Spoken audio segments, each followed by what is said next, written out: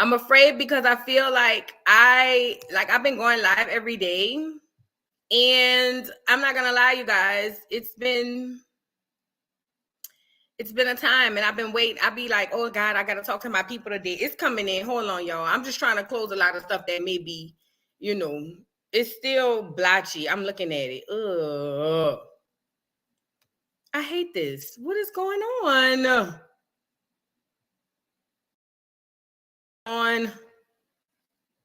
Hold on one more time. Hold on.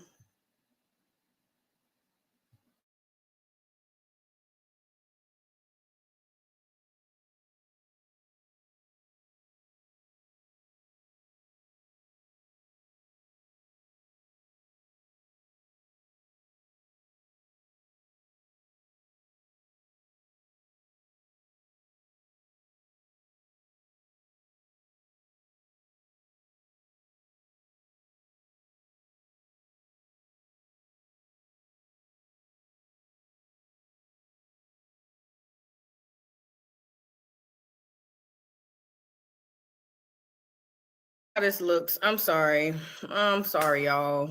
I'm sorry. It's just where I'm at and what's going on. I hate this. I absolutely hate it. This is disgusting. Hopefully it'll pick up and come in here in a second. I'll try not to move as much. I don't know. Oh my God. Yes, I rebooted the Wi-Fi, honey love. I just did it twice. Y'all hit the like button while we figure out these technical difficulties. This ain't nothing but Satan. Hold on.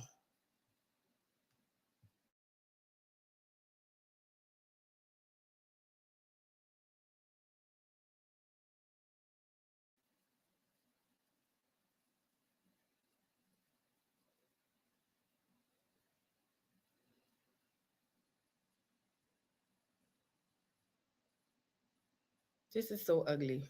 It's not as bad on one of them. It's coming through, y'all. You guys, hey, Bertha.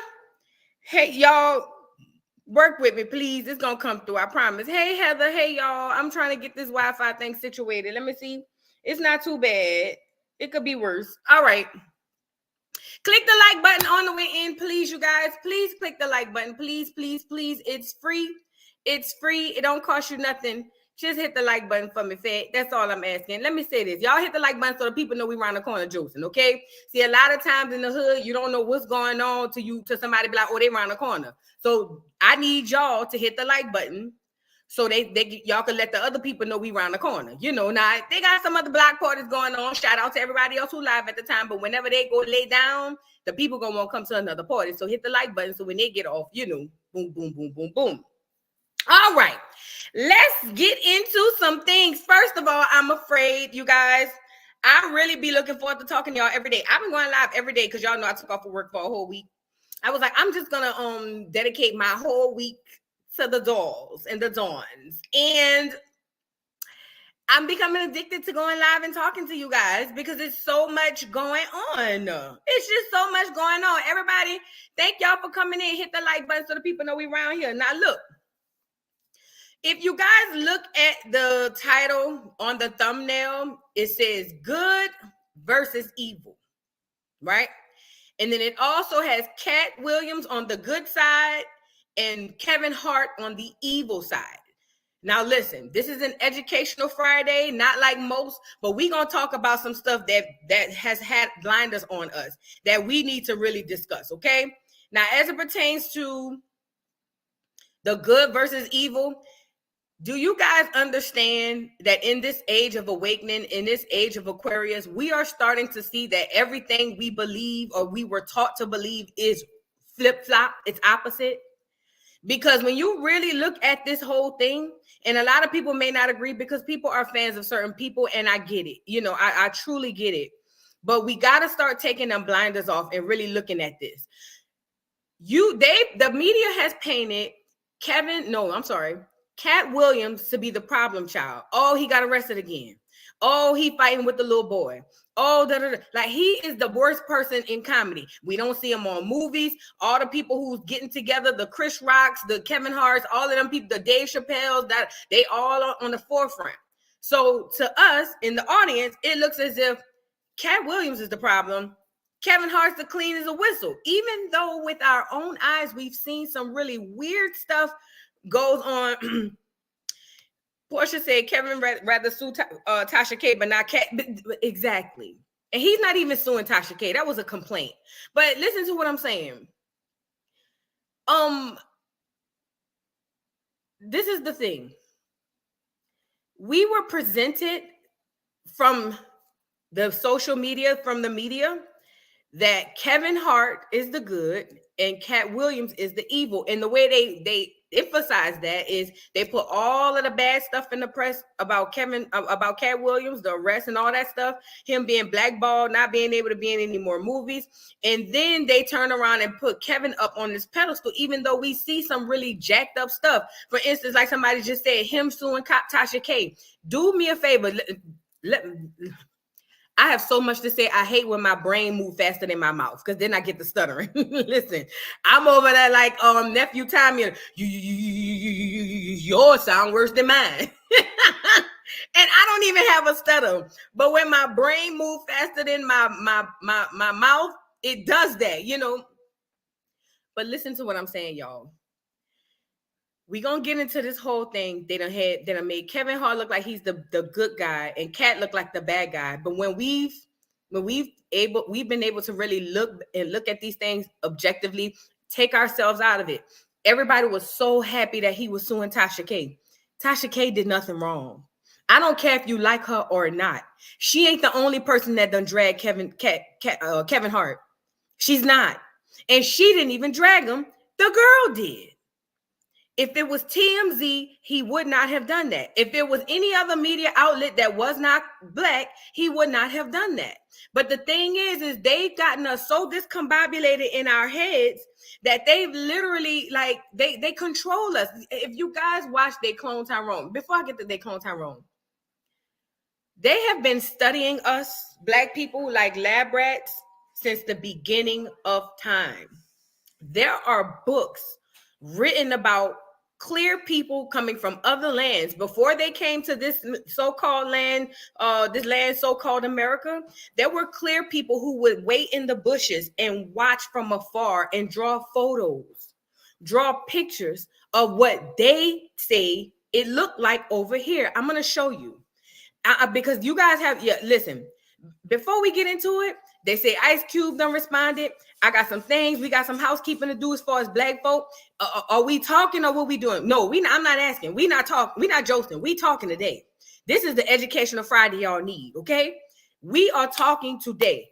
Before I show you this, let me set the mood for what we doing, because I just need everybody take your blinders off. I don't care who you like, who you don't like. I don't care who you support, who you don't support. I don't care who you're a fan of. I don't care about none of that. Take those glasses off and look with your own eyes. Okay, I'm not saying you gotta agree with everything I'm saying. I'm just asking you to think and look with your own eyes. But before we get started, let's set the doggone mood really quickly so you guys can know what type of time we on.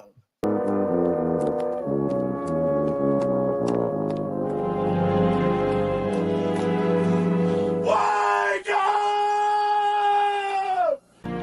Please wake up. What Cat Williams did is way deeper than we even imagined.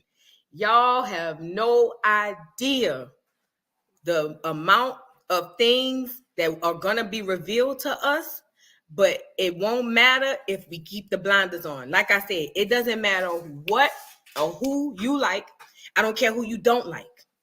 I don't like the dude Myron from Fresh and Fit. I don't like the little, the guy, for lack of better terms. But that ain't what this is about. Listen, I want to show you guys something. Let me see. I think I saved it. I want to show y'all something. Y'all, it's just so, I'll say this. In this game, in this blogging game, integrity is so far and few in between, to be completely honest, to where it's almost like it's scarce. And because it's scarce, it's scary to be one of the only few people who's around here saying, you know what, screw it. I'm going to take one for the team and I'm going to just tell the truth. Because the gag is most people do not want to hear the truth. They don't. Most people like to live in Delulu because it's comfortable there. That's literally what it is. Most people like to live in the Lululand because that's where it is comfortable. But see, we got to understand that at some point, if we not going, we'll never get change if we don't. I'm sorry, y'all. We will never understand and get change if we don't.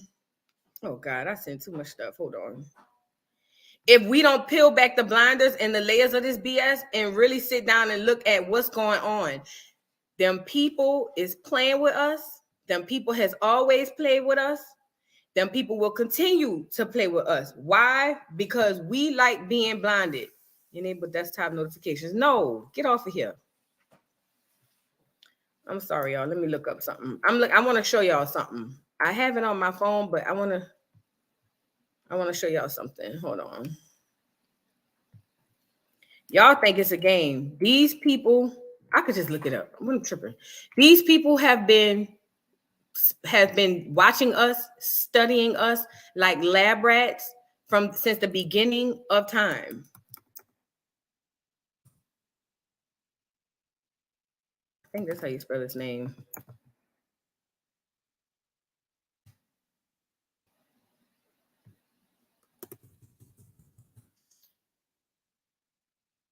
It's him. Hold on.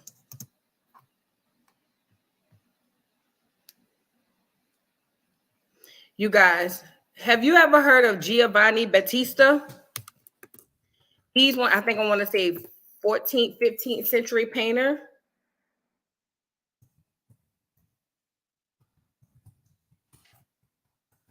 And this is why I should have been, hold on.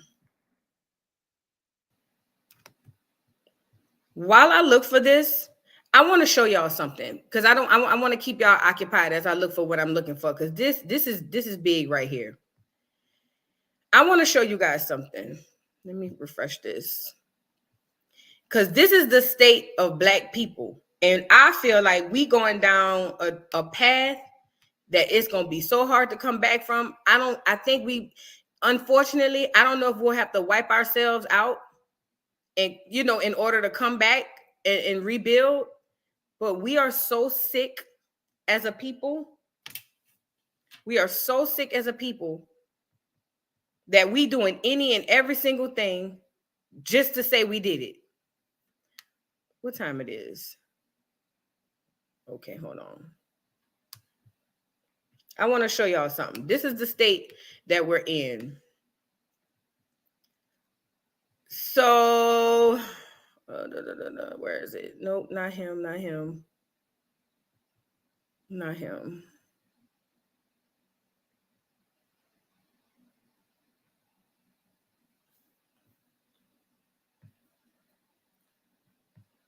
Hold on. Y'all will bear with me. I'm sorry.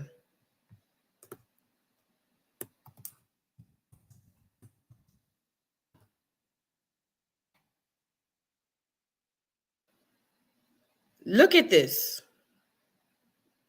I'm going to share my screen because I need y'all to see this. Look at this. This is where we are. This is how sick social media has us. Check this out. Come here. Come here. I got y'all, bro. I got y'all, bro. I got y'all, bro. Let me set this up. This dude who's not the father of these kids, he played a prank on his kids by telling his kids that their mother is unalive. Mind you, this is not his kids. This is the mother's boyfriend. These are not their kids. These are not his kids. This is the mother's boyfriend. I need y'all, listen. Nothing happens by happenstance. Everything happens for a reason. Everything happens in the way it's supposed to happen. Social media was never designed for us to thrive and communicate. Lies. It was designed just for what we're seeing now. Now, I'm going to let y'all watch this video. He done told them kids that their mama is unalive. Let me see if I can find the first clip. He done told them kids that their mama is unalive. And These kids are freaking out. Check it out. Come here. Come here. I got y'all, bro. I got y'all, bro. I want to go see my mama. I got y'all, bro. I got y'all, bro. I got y'all, bro. I want to go see my mama. Stop recording. I got y'all, bro. I told y'all I got y'all. Stop recording. But your mama wouldn't want y'all to cry. I told her I got y'all. Stop recording. I got you, Julia. I got you. Don't cry, Julia. Don't cry, y'all. I got y'all, bro. Stop recording. Y'all get dressed up and take y'all go see y'all mama, bro. I don't want to go to school. Y'all get, huh? Come on. All right. Come on. Hold on. I got y'all, bro. Stand by. Let me mess your head up. I think y'all might need to see it from the beginning. Hold on. It's on here. Matter of fact, somebody had commented on my thing.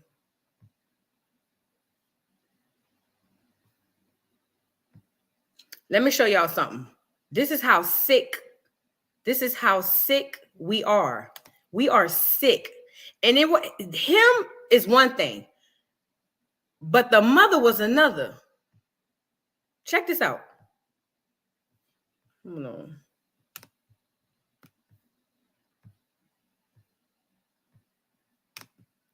It's old, the sound. Get up, bro. I need to come holler at y'all. I need y'all to come to the room. Something happened with your mama last night. For real, for real.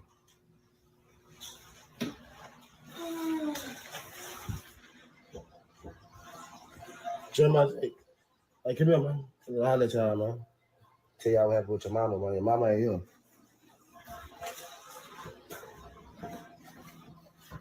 This shit very important. Other boys come here. I gotta tell y'all at the same time.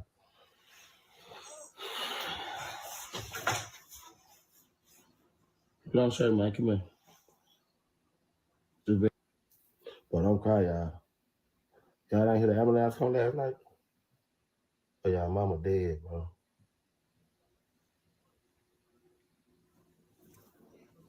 Y'all mama dead, bro. Like you had an accident last night, like you was in the hospital.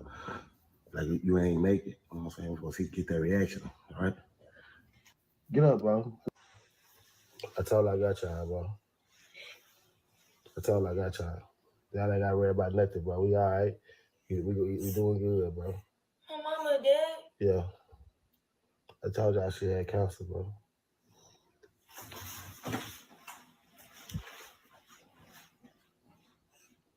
I'm sorry, I apologize, y'all.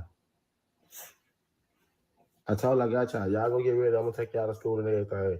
And when y'all get dressed, before y'all go to school, I'm gonna take y'all to the hospital and let y'all see her in the bed. She not dead. I'm trying to tell y'all, bro. She not dead. I apologize, bro. Well, we gonna be all right. She told me to stay strong for y'all, bro. She ain't gonna make it better, bro. Don't cry, bro. Hey, come on, give me a hug. Give me a hug. Give me a hug, bro. I'm not going to school. Give me a hug. Come on. I got you. I told her. I got y'all, bro. I got y'all, bro. I want to go see my mama. I got y'all, bro. I got y'all, bro. I got y'all, bro. I want to go see my mama. Stop recording. I got y'all, bro. I told y'all I got y'all. Stop recording. But your mama wouldn't want y'all to cry. I told her I got y'all. Stop recording. I got you, dude. You can get up. Got it! Got it! Got it! Got it!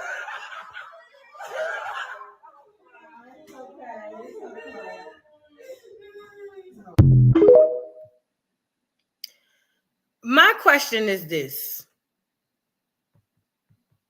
This the nigga right here. Before I get to my question, he then goes onto social media to prove to us that we just tripping. It was just a prank, according to him. He says that we taking it harder than they are, and we need to chill. First of all, look at this dusty, dust mite, crusty, busted. Look at him. Look at him. I ain't gonna lie to you. I was about to ride with Jazz. We about to go do something. Look. And I looked at this DM, and that's crazy. Look at him. He looked like he moved in on her Section 8. Look at him. Hold on. I want to show y'all the video he made of saying that basically we doing too much. It's not that deep. And he got the kids on there saying that they good. You know, we just got to chill. Let me see. Is this it? No. This ain't it. Hold on. When I saw him having the children get on there and be like, y'all still on that? We done moved past it. Yeah, he got the kids. He enlisted the kids to come on here and basically tell us we tripping.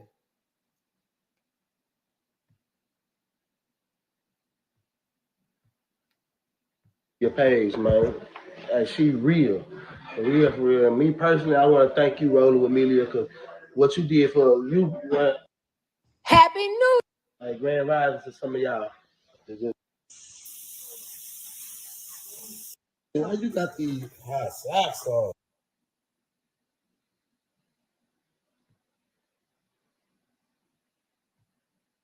Look at somebody wrote him.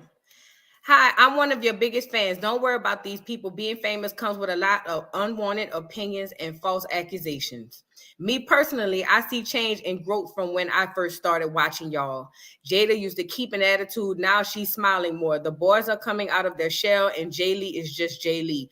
Y'all doing something right, so don't worry about the negative. This is what they telling them. I want to show y'all the video of him having the kids get on here to say that we tripping. That them kids is all right. It was, unless he deleted it. It was on here. Challenge. It was on here. Because you know what bothered me the most, and I ain't gonna stay too long on this. What bothered me the most about this thing, like I said, it ain't his kids, it's her kids. It looks to me as if he moved in on her Section 8 and now he's going viral and utilizing her and her kids in order to make money. This is what he's doing. This is literally what he's doing. And I'm more mad at the mom than I am at him because he is obviously, and I don't have to keep sharing this, he's obviously a degenerate ass nigga. He ain't shit. You can tell when his mama shitted him out, she literally wanted to leave him where she shitted him out at. He is trash. He ain't shit. And people are championing this shit because they believe that, oh, it's just a prank, it's just a prank, it's just a prank. Who in the right, what mother, what woman who gave birth to children, because everybody who gave birth to children are not mothers. What woman who gave birth to children would allow something, would even entertain the idea of something? Last of a dying breed, where are the fathers? These really trigger me. The father ain't there. But right now we got to deal with who is. What person who gives birth to children would say this is a good prank to play on my kids? Think about it. This is what social media has done to us. This right here is what social media has done to us. Hood Hacks TV says she lost her job. I'm just seeing this shit today when the Neighborhood Talk posted it. I had no idea of none of it. I don't know who these people is. I don't want to know who these people are. When the little girl thought her mama was dead, she said, stop recording. Stop recording. This little girl is distraught. And he had the dumbass mama behind the doggone washing machine, jumping up, talking about gotcha, and they going on about their business.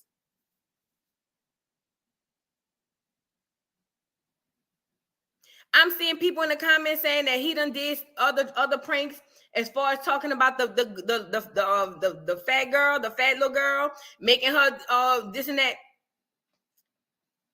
That's gonna leave emotional scarring for the rest of her life. That's going to make her insecure for every man who ever steps into her life. But that's one thing.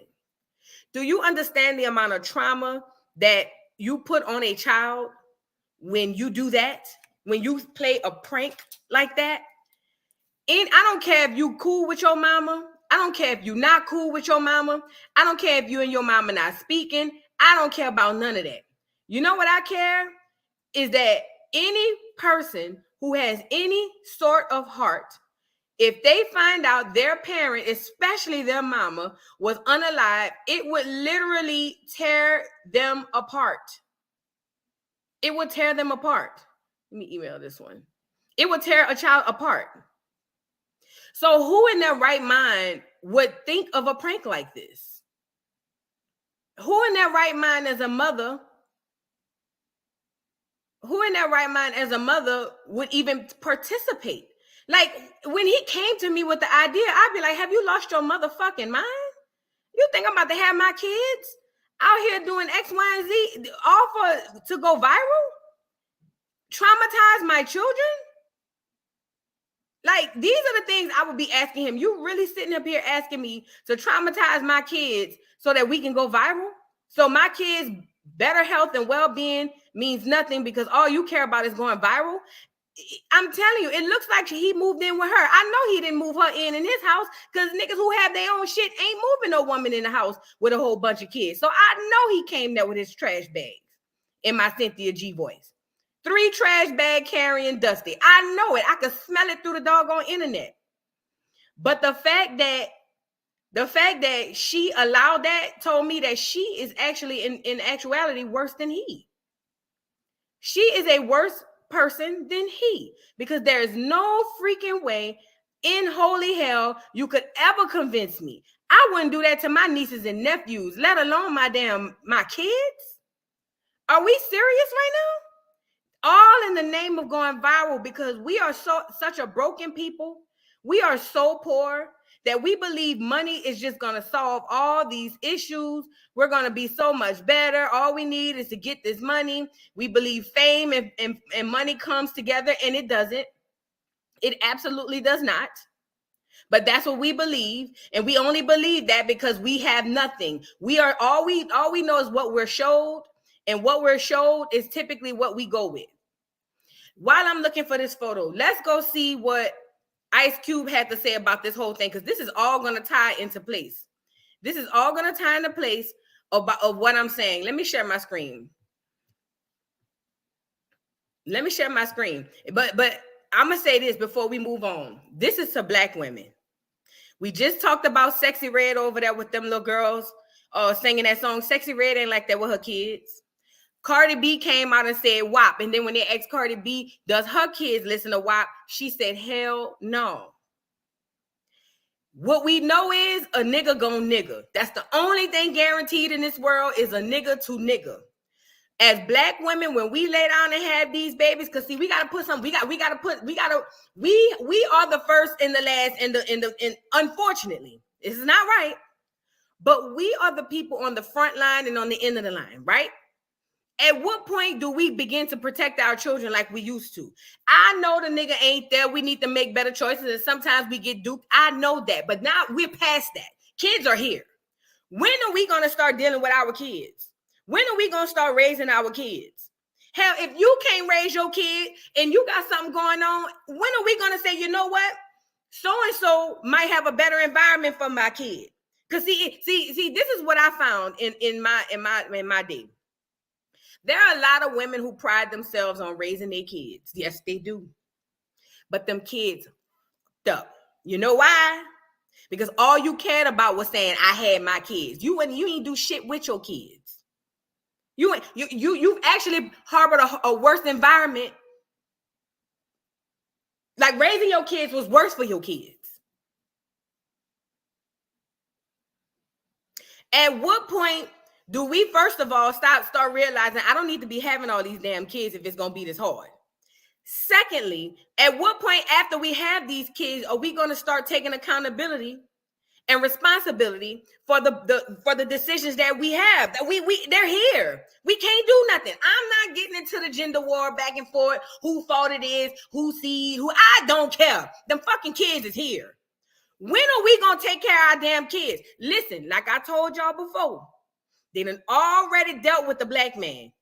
He's emasculated, and this is not all, but I'm talking about the collective and the image of black men.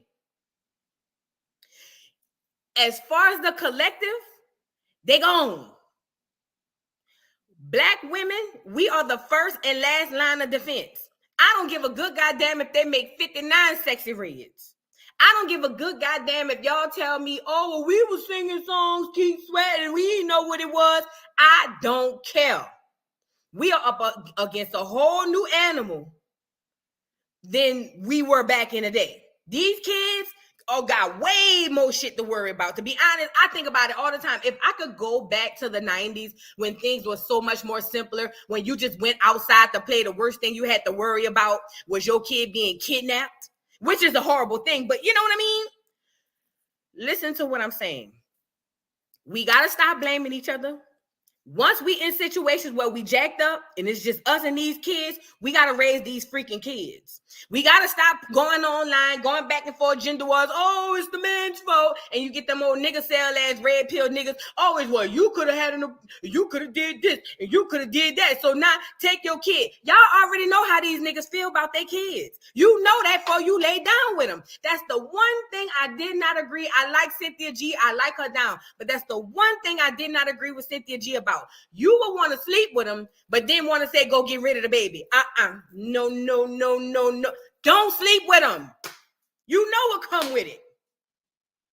One thing I don't agree with, what them girls called? Divestment girls. Y'all want to go divest to the other race, but y'all getting the same Pookies and Ray Rays. Look at Tamar. You ain't even divesting your mind from the mindset that you have. But you going over there by Pookie, by Clear Pookie, colonizer Pookie, and he got 4 or 5 baby mamas. How is that a better situation? When we gonna step up and be like, nah, not our kids. It was at one point, you know, not this fake ass shit a lot of these black mamas do online, talking about, you say something about my kid, it's up. Fuck what you say about my kid. I don't give a good goddamn, ain't a nigga, a bitch nigga, or a nigga bitch could tell me nothing about my motherfucking child, because you don't know her and you don't know me. And even if you decided to do that, oh, fucking well. That's not protecting your kid. See, in 2024, 2023, 2024, we believe protecting our kid is saying, don't talk about my child. Children are off limits. You talk about my child, I get to call you a blue-haired monkey. That ain't protecting your fucking kids. The fact of the matter is, Erica was a shitty ass fucking mama. She had a baby before she had them last 2, and she fucking let that little boy go off and do his own thing, and she tried to make a new family without the oldest one. Let's talk about it. She tried to make a new family without the oldest one. She was okay with the oldest one not wanting to be there in the beginning, even though she said that the little boy told her he would move with her. He don't want to move in with Safari. And guess what Erica did? Chose Safari over that fucking little boy. You think that little boy not gonna remember that shit when he get older? But y'all gonna get y'all asses on this internet and be like, oh, when Spice said your son don't like you, that's off limits. Kids are off limits. Because kids are off limits. And she has every right to call her a blue monkey. Are you fucking sick? Are you sick? As a black woman, just hilarious, you donkey looking bitch. Are you dumb? Are you dumb? Just hilarious blew me with that shit because she has the doggone influence.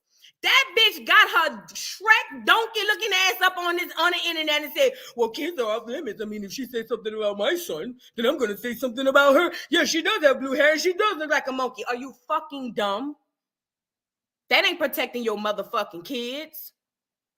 Protecting your kids is protecting them from Sexy Red or with the kids going, shake that ass over, but that and bleed. That's protecting your kids. Protecting your kids is not putting a fucking iPad in front of their face every fucking day so you can go fuck off and go do whatever it is you want to do.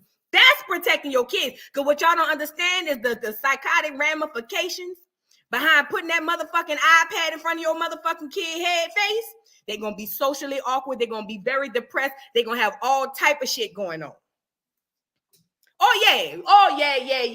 See, this is the housekeeping we need to talk about before we get into what we really gonna get into. This the housekeeping black women. See, y'all don't want to hear, but I don't care. I'm gonna say it anyway. This is the housekeeping that we need to discuss. The niggas is gone. That's it. They gone. We know it. We know, I don't care how old you is. You know when you lay down with a nigga, it's a high probability he ain't gonna be there for the rest of your life. Now what? So we just leave the fucking kids by the wayside. You put a fucking iPad. When I did the toy drive for Christmas, I told everybody I will buy any toy, any gift your child want. I will not buy electronics. The fucking kids don't even go outside no more. All they doing is sitting in front of the fucking iPad all day. To the point you take that motherfucker away, the kids have meltdowns. Do you understand what it's doing to your kids? Do you understand what this social media shit? Oh, I know what it's doing to the kids because I see what it's doing to us. We got grown-ass women online telling us there ain't nothing wrong with Junior, and we know that fucking baby is fucked up. Are we talking or what? We know that fucking baby fucked up. Anybody in this fucking chat, I had grown-ass women telling me, well, I don't know, Voodoo. I smoked weed with my kid. You ain't shit fucking mama, too. Yup, You ain't worth a fucking dime. You couldn't take 10 months out of your life to set aside and nurture your motherfucking child because all you care about is you. You ain't shit. You know how much weed I smoked when I was pregnant at my daughter at 19? None. You know how much weed I smoked before and after? A whole lot. And I breastfed for the first few months after I had my baby, and I didn't smoke then. At 19, I knew I need to take this time out, make sure my baby is healthy. I could come back. The weed ain't going nowhere. I could come back. But it's a lot of bitches that's going to get up here. Oh, Voodoo, I don't think nothing wrong with her smoking. I smoked throughout my... One bitch had the audacity to tell me the doctor told her she could smoke weed all throughout the pregnancy. If you got a doctor that's telling you it's okay to smoke weed throughout your pregnancy, throw the whole fucking hospital away. Do you hear me? Throw the whole fucking hospital away. But I'm saying this to say this. We are on the brink of ending all of this shit. It ain't gonna be no more us. And we on the way out. We on the way out. We on the way out. You know why? Because everybody fucking occupied. You put an iPad in front of your baby 1, 2 years old, instead of buying them a fucking book, instead of reading to your baby at night, or even get a Kindle Fire and let the fucking shit read to them. I don't give a fuck. Instead of thinking about shit like that, what we doing? Buying our kids new clothes. They got the new bikes. No, not bikes. I forgot. Kids don't ride bikes no more. Buying these kids all these electronics, fucking 1, 2 year old, he got a new iPad for fucking what? And you're wondering why the fucking kids in the 4th grade or in the 8th grade, 10th grade reading on the 3rd grade level. Bitch, you lucky if they reading on the 3rd grade level. I'm not saying they can't have no iPad, but y'all don't even know how to govern that shit. Giving them phones with access to everything. I know kids need phones, but they don't need Google. They don't need Twitter, Facebook, Instagram. They don't need that shit. When the last time any of y'all checked y'all kids' phone to see what the fuck going on? And I don't care how old it is.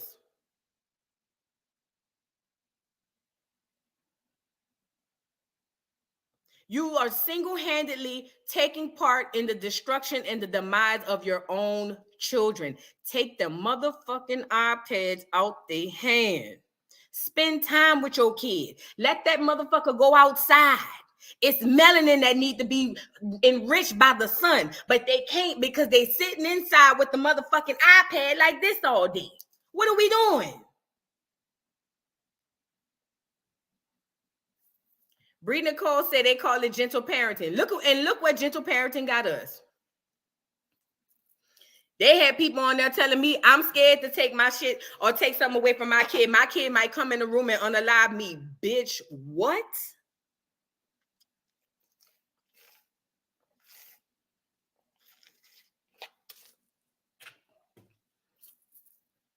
Let's get into what Ice Cube had to say, because that shit blew me. I just wanted to come on here and say that black women, y'all can fuck around and find out. And when you find out, it ain't going to be pretty. I'm telling you this. Now, what's his name? Ice Cube came out and set the record straight. Let's get into it. And what you call him? Once I'm ready to say, Voodoo, I'm a lifetime subscriber for this live. Thank you so much. No, but seriously, I don't mean to be harsh. I know I have a harsh delivery. I know I come off wrong, but I'm scared, y'all. I really am scared for us. Go ahead, get your ice. Fucking up my rhythm. Come on, hurry up.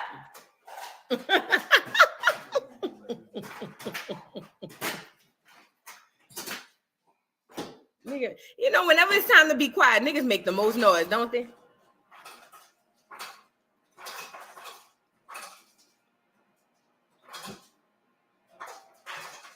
Hold on, y'all.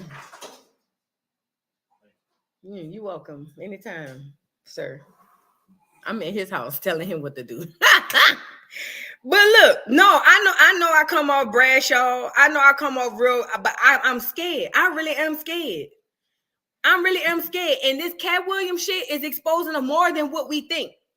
All right, let's get into Ice Cube basically saying so let's get into Ice Cube basically saying that they said he wanted some attention. Let's get into Ice Cube basically confirming that Ricky Smiley did come out for the part. He did audition for the part, and then he's gonna also talk about Cat Williams and all of this stuff. Hold on, let me go get the video.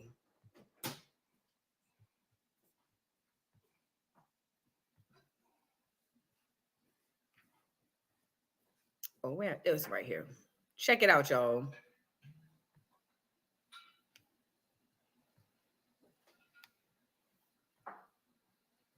You know, comedian. We do have them try out for different roles. So Ricky did give Money Mike a shot. But when we saw him and, you know, we kind of saw how he moved and how he was, you know, auditioning, we decided that he would be a better, you know, Santa Claus, which was, to me, the perfect casting. When we saw Mike, damn, I call him Money Mike. When we saw Cat, you know, when I saw him, I just knew that he was perfect for Money Mike. And, you know, Cat, you know, said he wrote his role, which, I mean, the role was written, but he enhanced it. This is why Cat was so dope in the movie. You know, Money Mike had a small role, you know, about as big as the Santa Claus role. But when we start filming, he was giving us such magic that we kept expanding his role, giving him more to do because he was on point. All right, y'all heard that. So he basically confirms, see, this is the thing with the Ricky Smiley thing. This is the thing with Ricky Smiley. Let me say this. The problem with the whole Ricky Smiley thing was it wasn't what he said, because I don't believe he absolutely lied. I really don't. What I believe is the way he posited the story, as if I had the role first and then Cat came along and they switched our roles. So, hey, yeah, it was Money Mike was already me. And then Cat came along and they gave me the Santa Claus and Money Mike or Cat Williams the Money Mike role. But that's not what happened. It's one thing to say I was auditioning for a role, and it's another thing to say I had the role. Ricky Smiley never had the role. And as far as Cat Williams saying that he wrote the part, he never said. You got to understand words and listen to words and what they said. He said it was written, but he said in the way in which it was written, he didn't like. He redid the role. So, I mean, Ice Cube can sit up here and say, oh, he enhanced it, whatever you want to call it.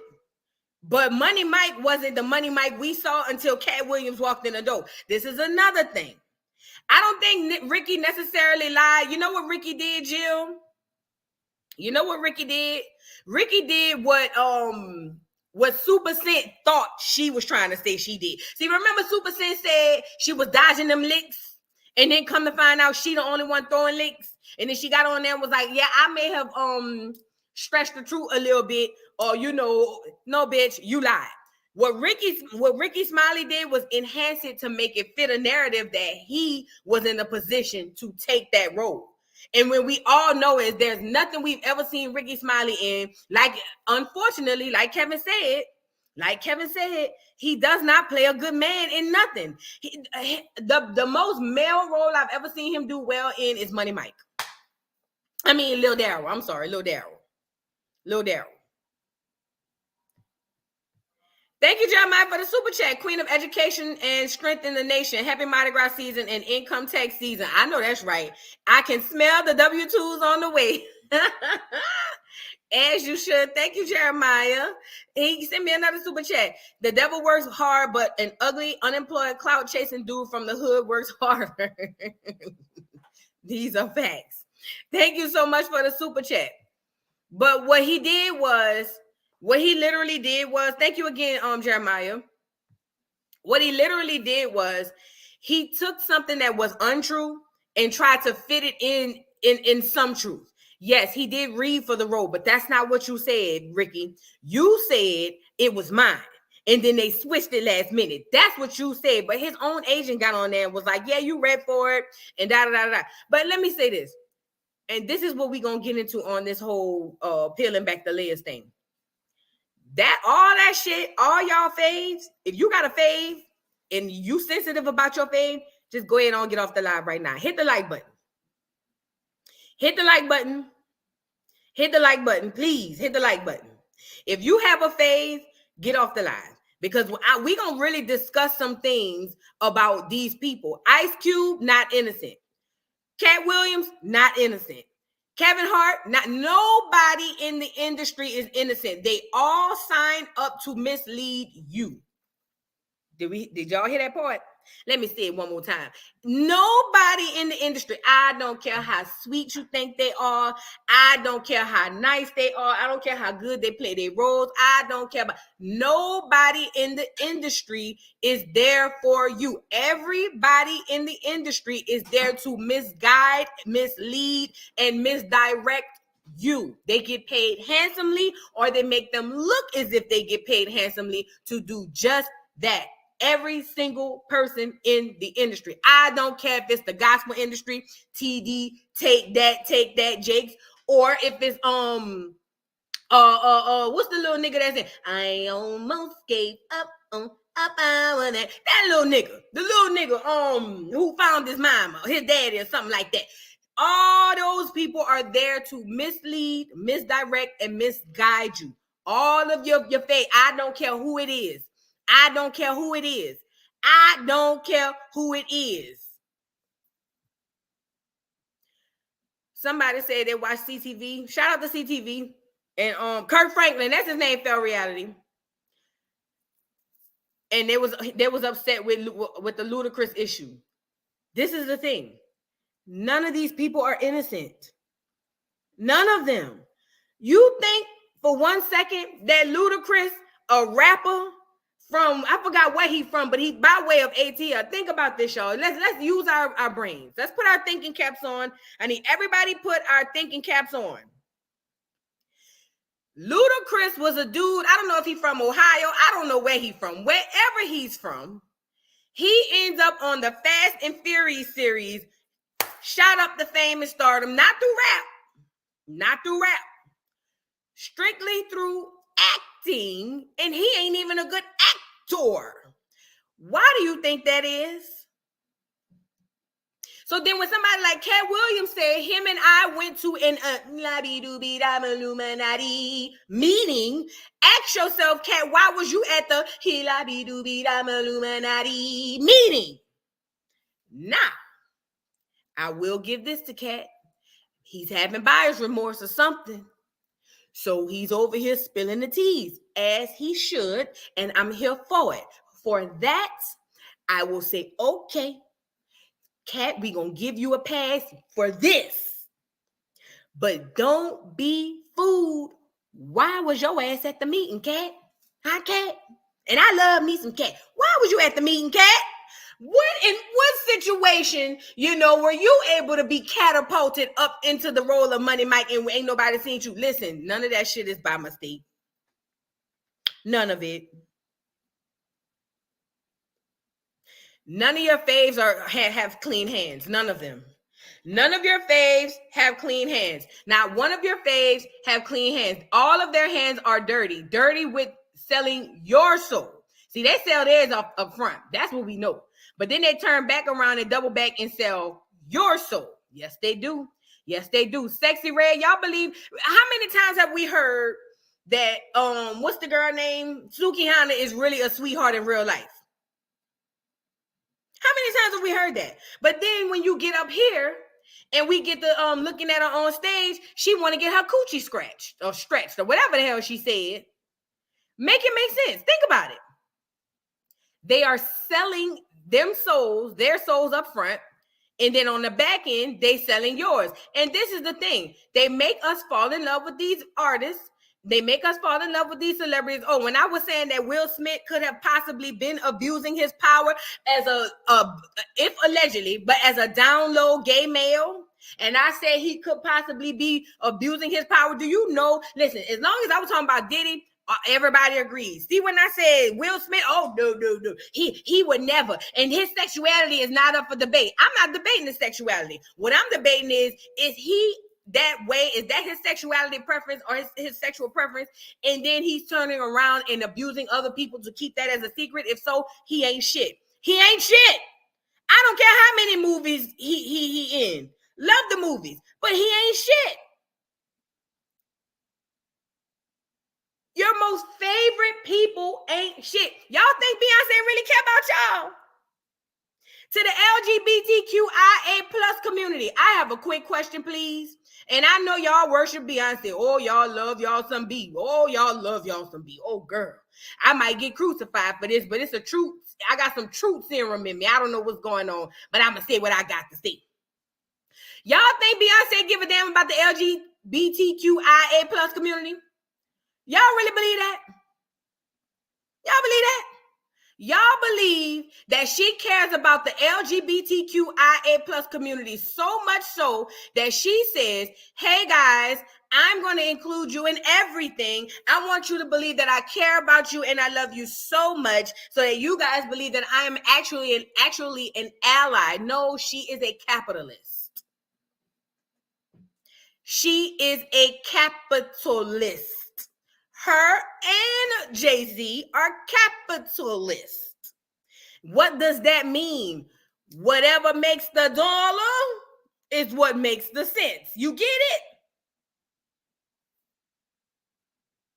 Are y'all understanding where we're going with this Educational Friday? Now, I'm not saying that Beyonce hates the LG. I don't think that. I don't know. But what I do know is Beyonce... Let's talk about it. That album was average at best. Without the tour, that album wouldn't have did the numbers it did. Let's talk about it. Nicki Minaj album, I ain't heard it. But if she hadn't carried her ass over there to Casa, it wouldn't have did the numbers they did. Let's talk about it. Let's talk about it. Cardi B, definitely a plant, for sure. 1,000,000,000%. This girl come up off of Love and Hip Hop. I was listening to all her music prior to her with the Bodak Yellow. All of a sudden drops Bodak Yellow. All of a sudden, hey Ray, I didn't say if it was good or not. I'm just saying the numbers. You know what I'm saying? I'm just saying the numbers. I don't know if it was good or not. I didn't hear it. I'm just talking about the numbers. Nicki had a large selling album for the longest. If she had not went over to Kai Cenat and to that little weird ass nigga with the pizza face who be with that dry comedy, she went out and sold the album she sold. Let's get back into it. Cardi B is an industry plant. When Kanye West said that, y'all didn't want to hear it because they're all Barty gang. Okay, I get it. She's a fucking industry plant. She jumped out the window, came over to Love and Hip Hop. Then she got Bodak Yellow. I listened to all her shit. None of her shit sound like Bodak Yellow. All of a sudden, she got this chart-topping hit that was rammed down our throats every single freaking day, every minute on the minute, every hour on the hour. It was rammed down our throat. We got the Bodak Yellow. That was to soften it up. You know, it's almost like foreplay. We don't want to just jump out the window and do some crazy stuff. So let's foreplay this thing up. Let's rub their shoulders a little bit. Give them Bodak Yellow. Say, little bitch, you can't f with me. If you wanted to, look at me. I was up in there. It's these expensive. These is red bottoms. These is bloody shoes. Okay, we got him on a get him with I like it like that. Hit him with all of the songs. Yeah, get him buttered up, get him nice. Cause see, I'm about to show y'all something. I'm about to show y'all something. And it's not about who music is good. It's not, I promise you. I'm just telling you what this system is. See, they ask me why I don't like celebrities, because I know. I look at it different. As soon as y'all got all warmed up and cozy to Cardi, what did Cardi drop? WAP. In comes the other industry plant, Megan Thee Stallion. See, we got to push this whole sexuality agenda. They even had that old decrepit bastard woman. What's her old ass name up in the president? She ain't the president. What she is? One of them old ass Congress. I don't know what the hell that name was. I don't know. It don't matter. That old ass bitch, Maxine Waters, that hoe. They even had this woman who in any other circumstance would never even comment on a song called WAP. She got up there and told y'all, yeah, it's cool. Yeah, I think it's women's empowerment. See, Lil Kim plant too. However, I ain't gonna say plant, but she was one of the ushers that ushered in. I don't know if she was a plant, probably, for all I know. But let's say this, Lil Kim, Trina, they came in and laid the groundwork, They came in, laid the groundwork. Oh, but we kicked that motherfucking high gear with Cardi B. Why you think she hooked up with the City Girls? Cardi B, City Girls, Megan Thee Stallion. All she do to this day is twerk. The bitch, I done seen her shake her ass more than she talk. Fast forward. We all wop. That's some wet ass. I put a bucket in a mop. Look at me. I'm doing the same thing. I always took issue with it being played on the radio. I always did, because I said kids listen to that. Now that part, but as far as adult, I'm like, we women, we could be embracing our wop. Fast forward a little bit more. Who pops up? Glorilla. The twerking thing, that was just one thing. That was the soft. That was like the tap. Then here come Glorilla, looking like EBT on drugs with all her friends in the doggone in the thing, talking about they fuck nigga free. I'm FREE, fuck nigga free, meaning I ain't got a word about no fuck nigga cheat. And look at all the hoes. And I'm SINGLE again. Oh yeah, we was crunk. Not even realize the okie doke they setting us up for. Fast forward, that one ain't hitting like that. Glorilla, she's good, but she don't have that sex appeal we need. Insert Sukihana, please. And where do they always insert them through? Love and Hip Hop. Insert Sukihana. Here comes Sukihana. Mind you, she was in the video with Cardi. Why you think Cardi picked Suki? Music wasn't like that.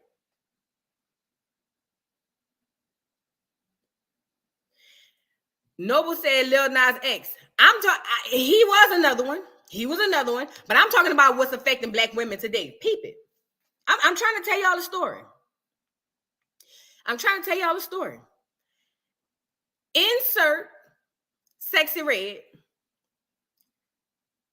No, Sukihana. We hadn't gotten to Sukihana. In between that was Ice Spice. All these hoes, they all just twerking and shaking their ass and da-da-da-da-da. Everybody's shaking their ass so much, we not even realizing this shit is getting worse.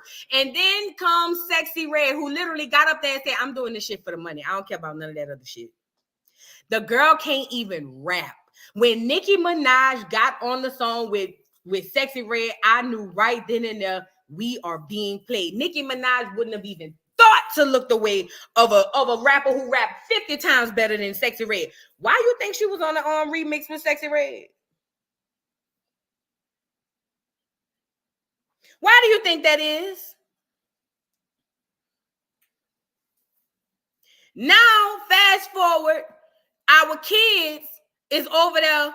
Let me just go get it. Oh yeah, insert Christian Rock too on the reality show side. See, they hit us from all angles. That's how they roll. They hit us from every angle that they could. And don't get me wrong, Ice Cube, his hands ain't clean.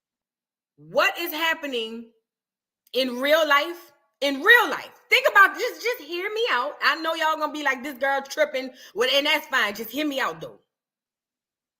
When you think about real life, when you think about the past 100 years, when you think about even of the stories they tell us back on the plantation, who was it a matriarch or was it a patriarch? Put a 1 in the chat if it was a matriarch. Put a 2 in the chat if it's always been a patriarch. Put a 1 in the chat if in society, Black people, let's say post-slavery, has it always been a matriarch or a patriarch? As far as I know, and even when I read, it's always a matriarch, right? Wouldn't that make this photo make sense? But see, when they give us the Bible and they give us the church and they tell us that the man's supposed to be in charge, that's where we at with it. I ain't going too far into that. I don't want to make nobody mad. I'm saying this to say this. Giovanni Battista was spying on us back then. Ask yourself, while no other Black person in the world, no other Black person is misnamed or has misnomers the way that Black Americans do. Every other person know where they come from. Every other person knows where they come from except us.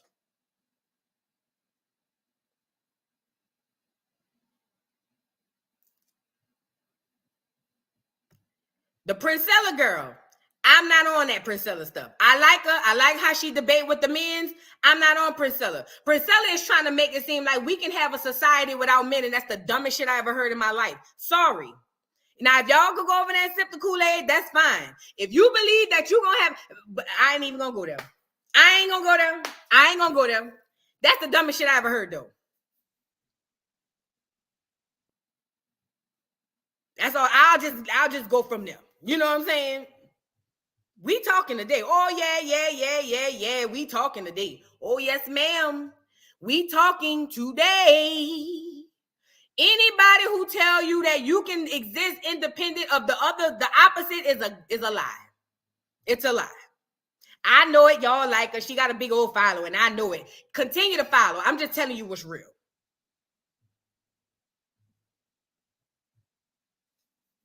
To be honest, I don't go over there to listen to what she says, a lady. But I have heard her basically talking about women living and existing without men. Yes, I have.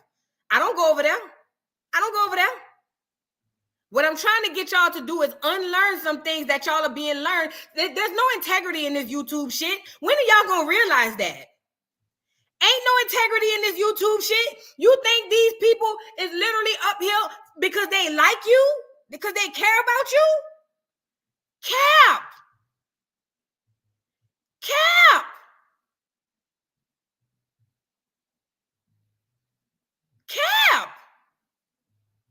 You think she promoting, or not even just her, you think they around here reporting on Krishan Rock because they really like Krishan? Hell no, it's lucrative. Everybody want to know about her. So why not just promote her and even lie to myself and say, she's not that bad. Actually, we Team Rock over here. They not Team Rock, they Team Your Money, dummy.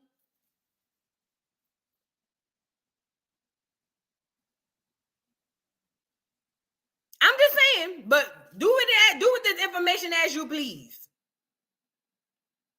Do with that information as you please. I'm not trying to tell you to stop following nobody. We gonna talk about it. Oh yes, ma'am. We gonna talk. We gonna talk. I follow whoever it is you want. Listen, like I told y'all, I disagree with the notion that Cynthia G said, as far as like just go sleep with the men's, but then go and unalive the baby. I 1,000,000,000% disagree with that. But that don't mean when she wasn't on YouTube, I wasn't over there listening. I like Cynthia G. I like that Princella be getting these niggas together because they not even intellectually smart enough to even understand half the shit she talking about. I like that. But there's certain shit I don't like neither. A world without men it doesn't exist. It doesn't happen. It just doesn't. The race dies off. Unless y'all about to be the next Virgin Mary, the shit don't work. Come on now. Take the parts that you agree with, but don't be blinded because you like the person. Not even from me. Don't even be blinded from me. Seriously, take what you agree with, and if something pique your interest where you like, let me go look into this. Go look into it. But for y'all to sit up here, listen. You got the manosphere, the red pill niggas who believe that they don't need women. They fooling themselves every freaking day of the week. Them the worst niggas God ever gave birth to. A black woman ever gave birth to. You know what I'm saying? Let's start there. But we not about to act like the other side of the pendulum is not as bad. That's crazy to me.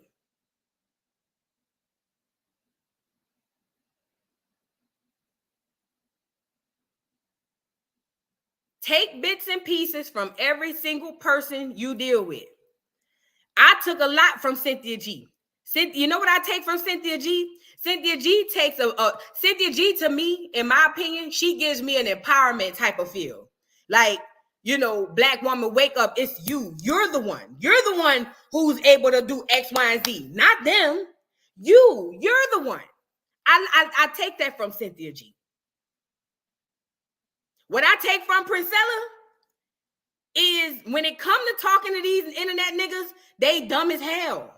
None of them niggas could debate me because I actually know scholarship. And I ain't got to go read I ain't got to have a whole library of books behind me. I got common sense scholarship. See, most of them don't have that. You know, I can kill these niggas and it's easy. It's easy. It ain't hard. But y'all, listen, this is what I'm trying to get y'all to understand. You have to get out of the mindset that it's one way. You have to get out of the mindset that these people they don't care about you. Not everybody.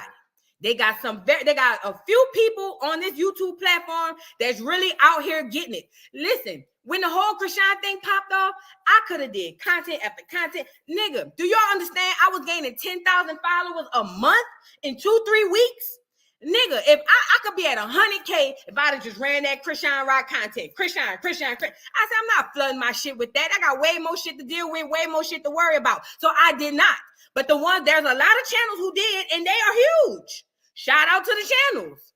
But Krishan got one foot in the door and one out. Now what?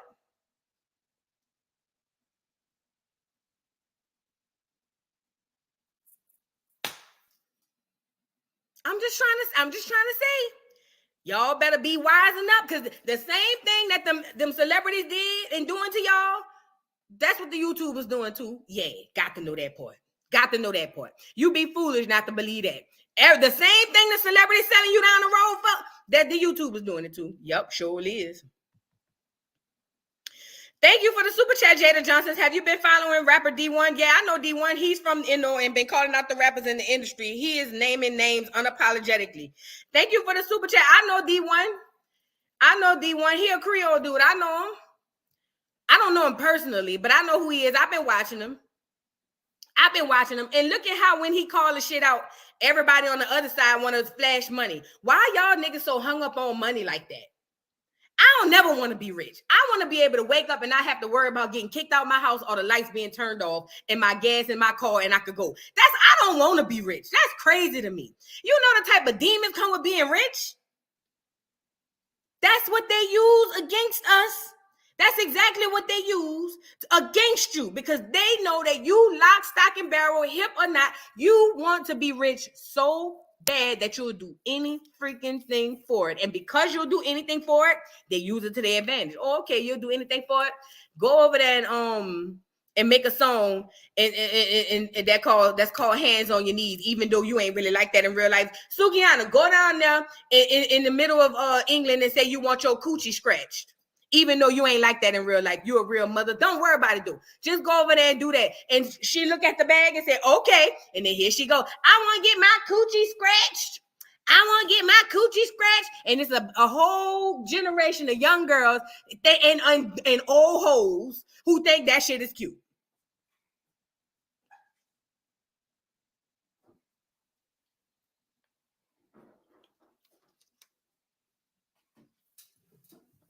It's to the point we'll battle with each other before we even look at it and be like, hold on, wait a minute.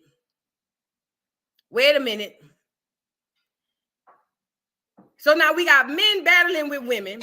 that done emasculated the hell out of the men. They about as feminine as a tulip. The men is not all of them, but it's a whole bunch of so-called straight males that are emasculated. And the women are I say it all the time, the niggas are the new bitches and the bitches is the new niggas. It literally is playing out.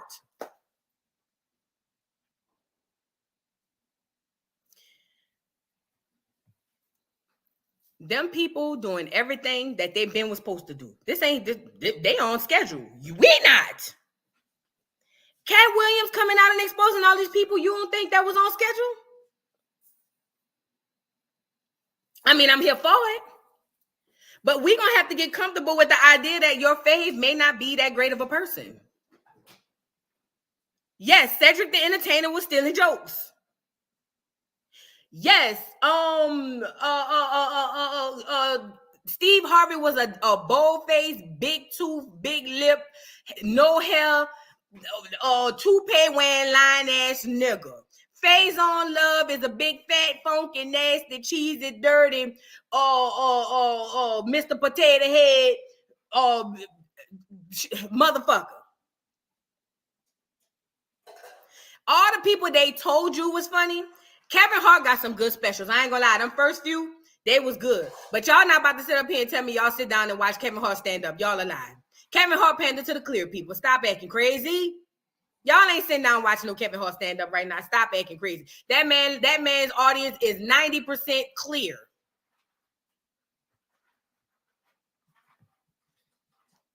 Thank you, Bad Biscuit, for the super chat. I don't always agree with you, but you love your people, and that's why I'm here. I like my beliefs being challenged like you do here. Keep it up. Thank you so much. Listen, I know and that's the thing. I don't have a problem with that. I want us to not always agree. Because that sparks really good conversation to me, you know. So I appreciate that. And a lot of people will walk away because the not being in agreement and amen with everybody makes them uncomfortable. I don't agree on a certain thing that I go on certain channels and watch. That don't mean I'm gonna just be like, fuck the whole channel. Now, unless you're being degrading or just disgusting.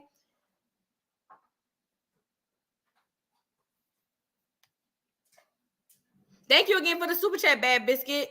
Thank you for the super chat, Jenny B. Too fresh to be pressed. I like that. Black women were minding our business, being the most educated, the most business owners and highest in home buying. We were sitting somewhere hydrating our skin, then boom, here comes Suki and the others. Exactly.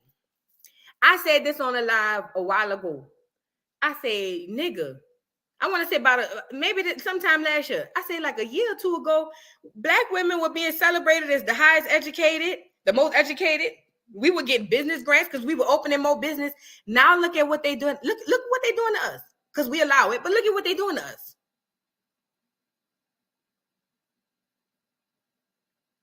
Look at what they're doing to us. I want to talk about The Color Purple. I want to talk about the movie The Color Purple, the new one. Agenda. Oh, yeah. Agenda. Thank you, Shantae Perkins, for the super sticker. Thank you so much.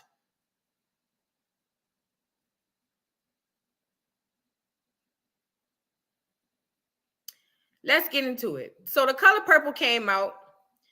It's a whole lot of drama around it. You got Tay Fantasia playing Celie. You got Taraji playing Suge Avery. Oprah funding the shit. That's another puppet. Oprah funding the shit, ain't even paying the fucking people what they worth. Why? Because she's told not to. Duh. That's why they call them puppets, you know. Now, out of that comes Taraji coming out saying that she's not getting paid well. I want to show y'all something. And immediately myself and a whole lot of other people was like, well, wait a minute, Rah. Monique was saying this too. Why now? Why didn't you stand up for her then? You know, what is going on? I want to share this clip with y'all. This is around the time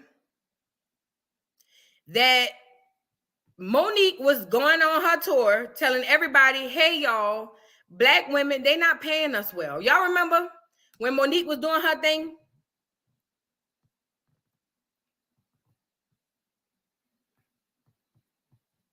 this was around this time, and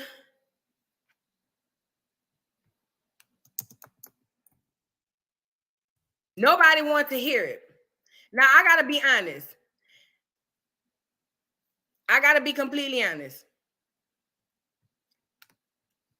People don't want to say what it really is. Y'all didn't want to hear Monique. Y'all didn't want to hear Monique because y'all just didn't like her. And that's just what it is. Everything in 2024 moves off of emotion. Every single thing. I want to get the right one. People just don't like her. That lady ain't did nothing to nobody but be black and a comedian. But when she came out and said what she said,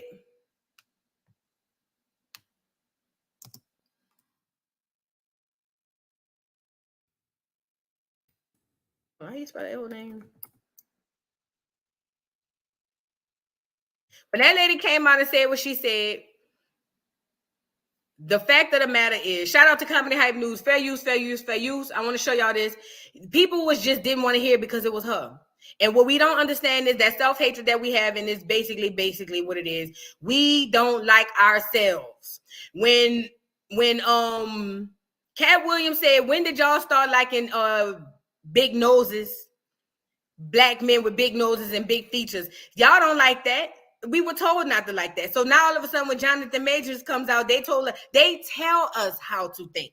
They tell us what to believe. They tell us.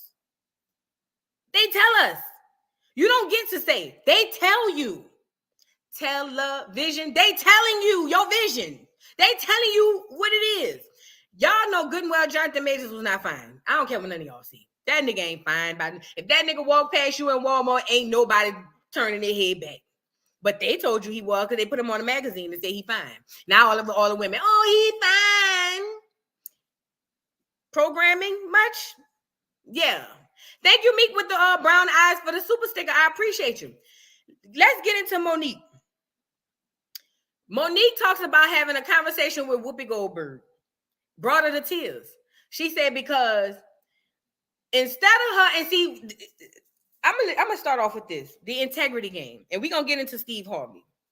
Integrity basically simply means doing the right thing, rather, when nobody's looking. It's just doing the right thing regardless. That's all integrity means.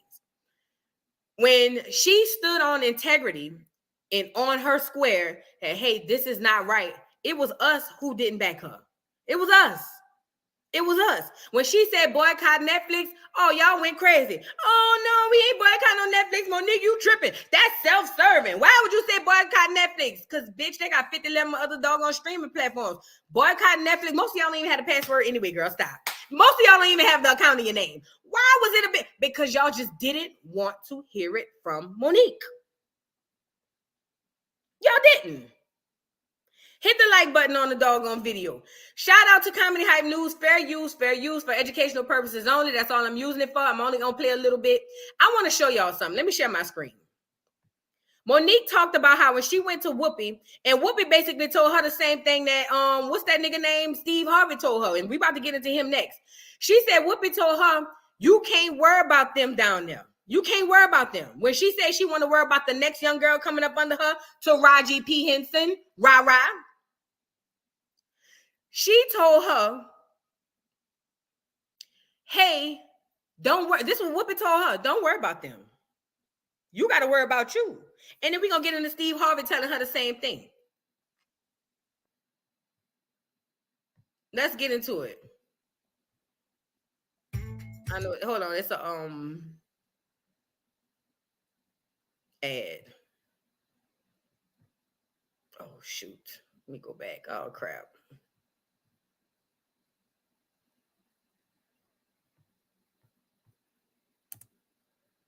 And don't get me started about that Breakfast Club interview, girl. That just...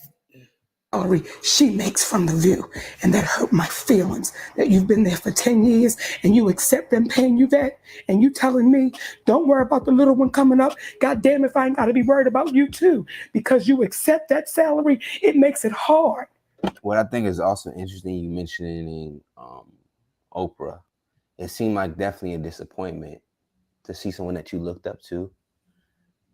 The character didn't match your character of what you felt was also important. And I think about Whoopi Goldberg, you being a Black woman stand-up comedian, and you going to her show, and from what I kind of gathered, she brought up the whole Netflix thing, and you guys talked about being blackballed on The View. Really quickly, she's gonna talk about the conversation that she had with Whoopi. She's gonna talk about that. Before I get into that, let me read this super chat. Thank you, Lady Lavish. Thank you for the super chat. You haven't lied yet, sweetie. Me and friends love you. Thank you. You ain't seen. I'm sorry, I can't see y'all. Oh, I'm sorry. You ain't seen our ugliest Floridian trick trying to read Cat. Please read him for us. Oh, I'm about to get on his big nasty ass. I'm about to get on his collard green eating ass too. I wrote him down. He on the list. He on the list. Now, after this, we're going to go into color purple. Then we're going to go to that. Stand by. Thank you so much for the super chat, Lady Lavish. Thank you so much for the super chat, Leah Swanson. Yeah, I definitely don't always agree with you when you be reading the fuck out of some of my friends, but I fuck with you. I fuck with you. It says, you as a person, you miss a stand on business regardless. Very thorough. Off topic. My bad. No, you good. Thank you so much. Listen, that's what it is. I know everybody ain't gonna agree. We ain't gonna always agree, but I feel like as Black folk, we gotta be able to agree to disagree, move around and come back. You know, so I appreciate the people who able to do that. Thank you so much, Leah. I appreciate it. Like, that's big for me because that just shows growth in any human. That really does to me. All right, let's get back to this doggone video. Watch how, and I'm gonna get Trick big nasty ass. Oh, I'm gonna get him.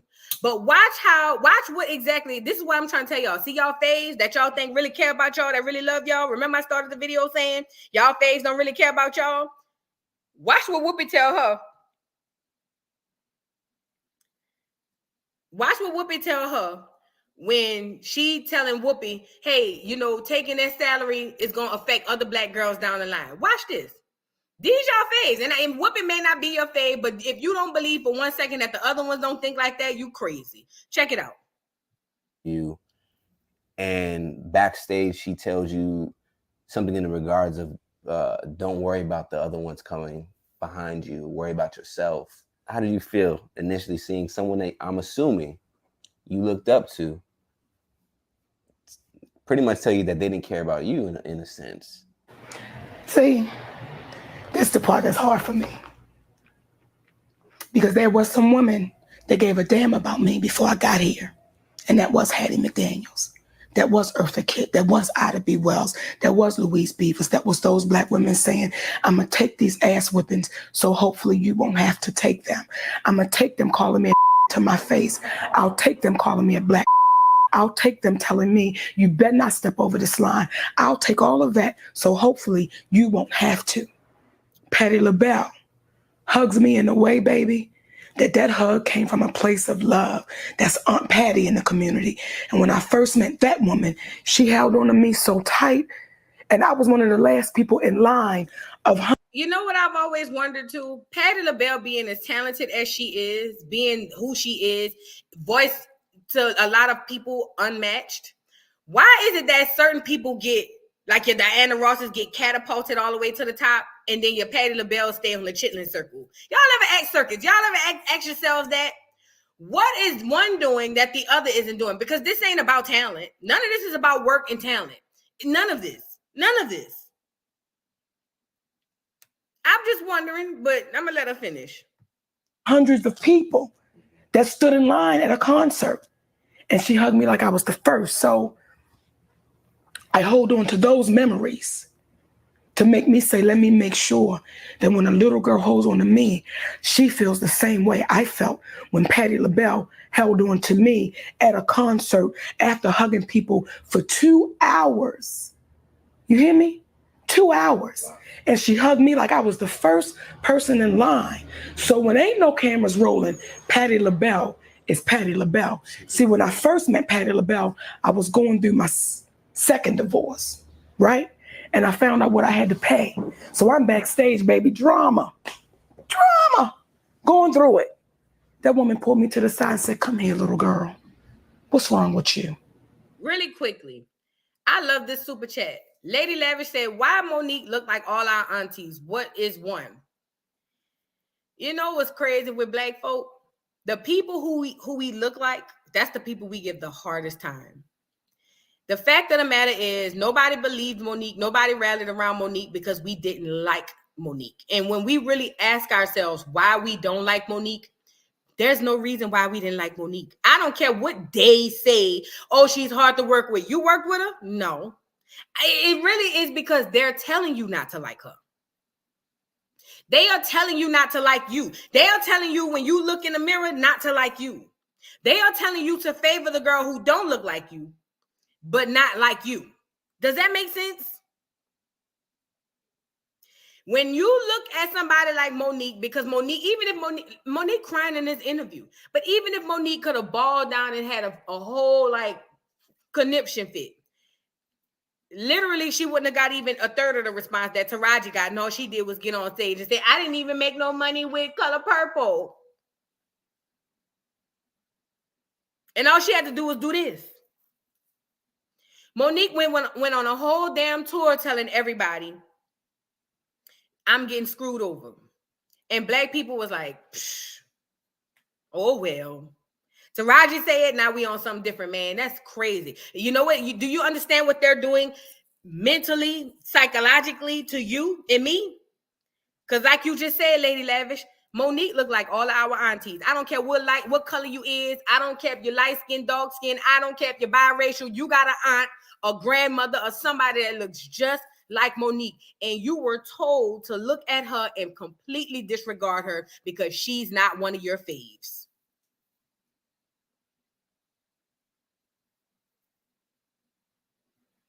Y'all better wake up. Don't you ever let them see you fall apart. The one thing that man can't take from you is your talent. Give him that money right now. Give it to him. And you go out on that stage and you show your ass. And you give the people in the back seats a hell of a show. Because they're the ones that really didn't have no money that's coming to see you. See, that's the kind I got. That's what I got filled with. I got filled with Valerie Simpson and Ashley Simpson inviting me up to their home and saying, hey, baby, let me tell you what it's supposed to be. When one get it, everybody get it. That's the era we came from. So I got those women feeling me. I got Susan Taylor from Essence saying, listen, don't bullshit it. When she walked away, Essence walked away. But when I got those women that pulling me up saying, hey, little sister, let me talk to you for a minute. So when I get Whoopi Goldberg on the flip saying, them little ones coming behind you, you better give a damn about you. That crushed me that day in her dressing room because, see, Whoopi Goldberg told me the salary she makes from The View, and that hurt my feelings. Do y'all hear what she said? She said Whoopi told her, fuck the ones behind you. You got to worry about you. Does that not sound familiar like Steve Harvey? Didn't he tell her the best thing you could do for poor people is not be one of them? Y'all remember when he said that? We're going to get into it 1 second though. I'm just saying. You've been there for 10 years and you accept them paying you that, and you telling me, don't worry about the little one coming up. God damn if I ain't got to be worried about you too. Because you accept that salary, it makes it hard for me. And how hard do you think it's going to make for the one who ain't here yet? Because you accept that salary. So to stand in my sister's dressing room and she say to me, you can't be worried about that one coming up. Well, what if Moms Mabley didn't worry about you? What if those ones didn't make it better? I have a question. How is it that Monique's tears fell on deaf ears? Most people didn't even probably see this doggone interview. But Taraji's tears is spread all around the world. This lady hurting. You could tell this is something that she's been battling and dealing with forever. I'm not saying Taraji hasn't either. She has. But when you're a person of integrity, meaning like your sacrifice, it doesn't matter, your sacrifice anything for what you believe, it hurts. It hurts to watch everybody pass you by. It hurts to watch everybody just shun you away because you're not playing the game. That shit hurt. And this lady sitting up here in tears, telling y'all that she went to other women who look like Whoopi. Whoopi is a nappy head black woman too. She went to another black woman who looked like her and said, well, what about these girls? What about Taraji P. Henson? And what did Whoopi tell her? Fuck Taraji P. Henson. You got to worry about you.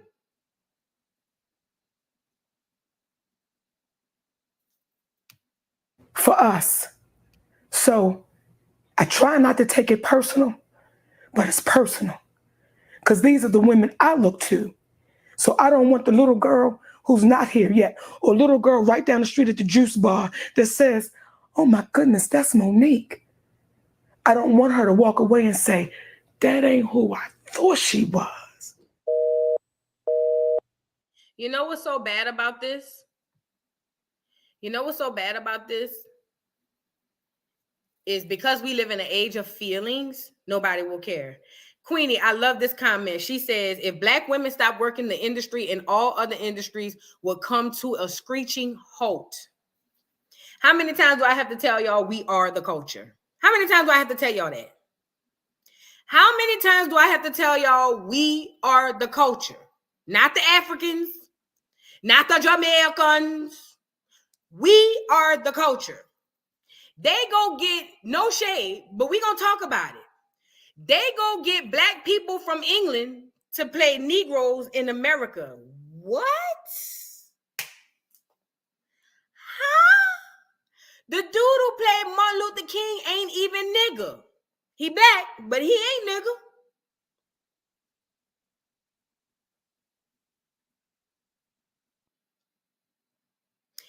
They will use you, your culture, and get other people to play you. Damson Idris, another one.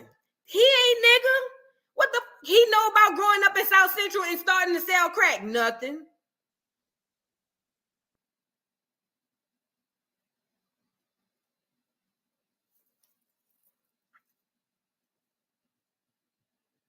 They don't. They make so much money off of you, and they know you so money hungry and you so anxious, and you just gotta be rich. Oh, I just want to be rich. Nobody want to be comfortable. Everybody want to be rich, and that's the problem.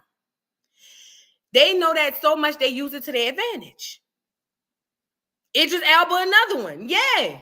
Listen, they use it to their advantage. And they dangle that shit over your head.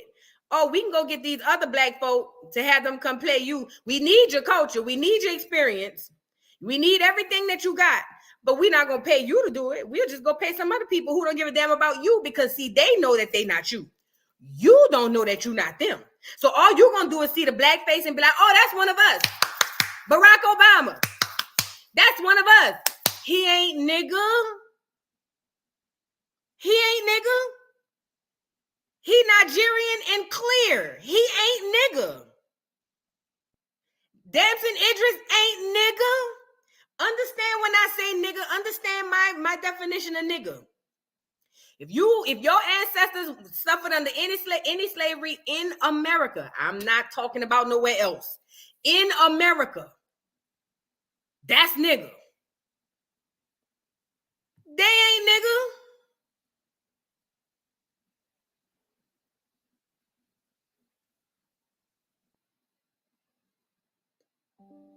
Just because they black don't mean they nigga. Kamala Harris ain't nigga. If you're not from America or them islands, Jamaica and all of them, they ain't nigga. They ain't. They black, but they ain't nigga.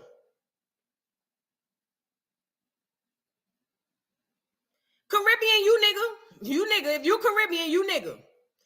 I'm talking about all them other blacks. Listen, we occupied the entire earth. We wasn't always. Do you think they had?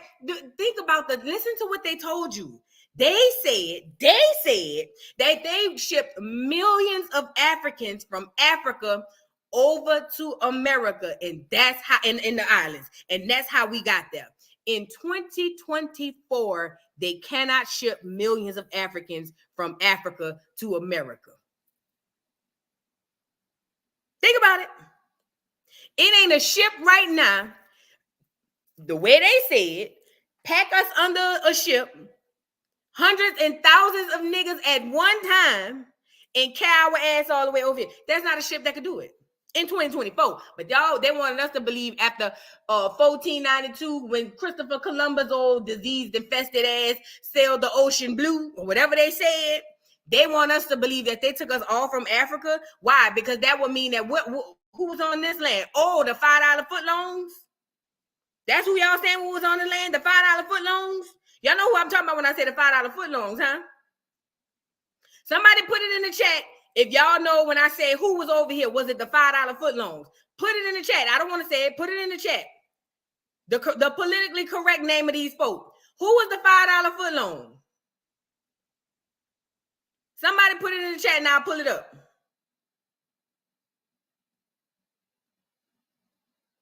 Somebody gonna get it.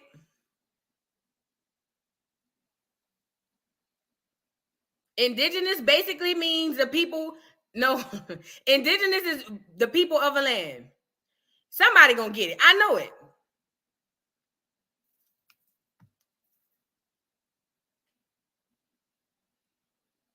You see it.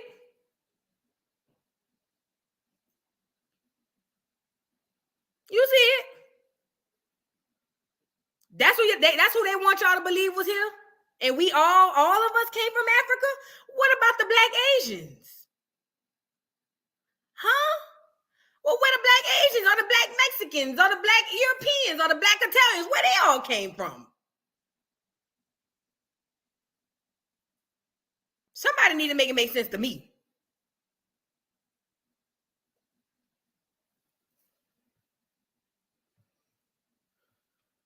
Somebody got to make it make sense to me. I'm just asking.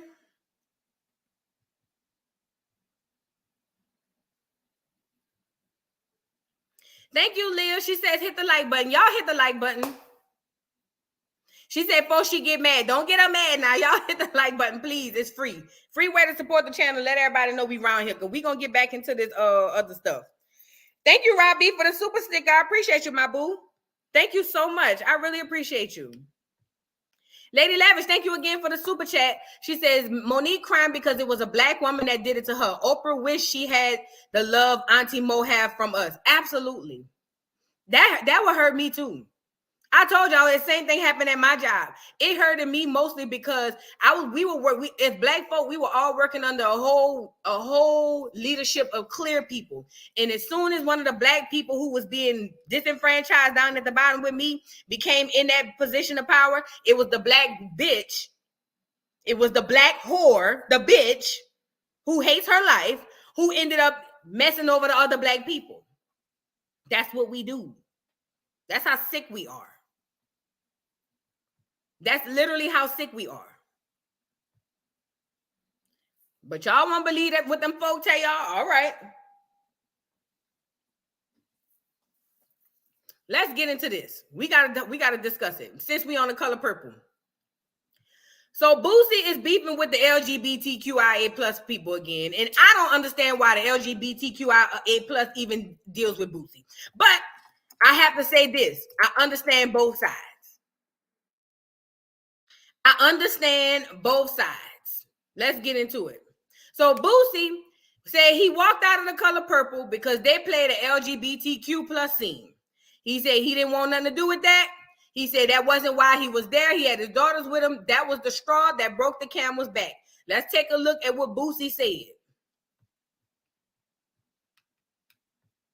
He says, I had to walk out of this color purple movie and 2 other couples walked out also because I had my little girls with me and it seemed like a rainbow love story. Good acting, but whoever wrote the script is pushing the narrative hard. As a parent, I will not let my little girl watch this film. All right, let's get into it. We all know Boosie is not the best parent. He's not even one of the good parents. Let's just be honest. Let's talk about it and let's be honest. But as a parent, he has every right to walk out of a movie. He have every right to let his children watch all the other stuff and walk out. He have a right. Why do the LGBTQIA plus community be mad because he don't want his children to see that? Why? Somebody said it in the comment. In the original book, Celie and Miss Celie and Suge Avery were lesbians on the low. They were sleeping together. We know that. But when they did the movie, this is back before the industry was what it was, they said, how about we just put a kiss in there, because I think that would be too much on the psyche of people watching it. That's what they said. But see, now Oprah, puppet, a part of the agenda, said, oh, no. Let's make it a full out scene. And I haven't even seen it.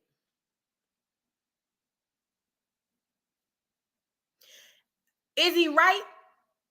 It depends on who's asking. Is he wrong? It depends on who's asking. He has every right to say, I took my kids out of there because I didn't want to see it. He has the right. Whether you agree with him or not, he has the right. He has the right. Why are we so hung up on what other people do with their kids? Let them, listen, he has the right.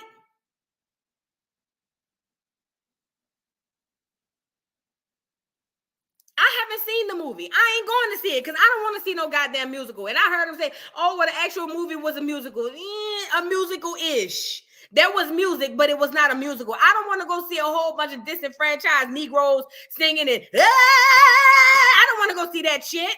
I don't want to see it, personally. I'd rather watch the classic because I already know they jacked it up anyway because that's what they do all the new movies.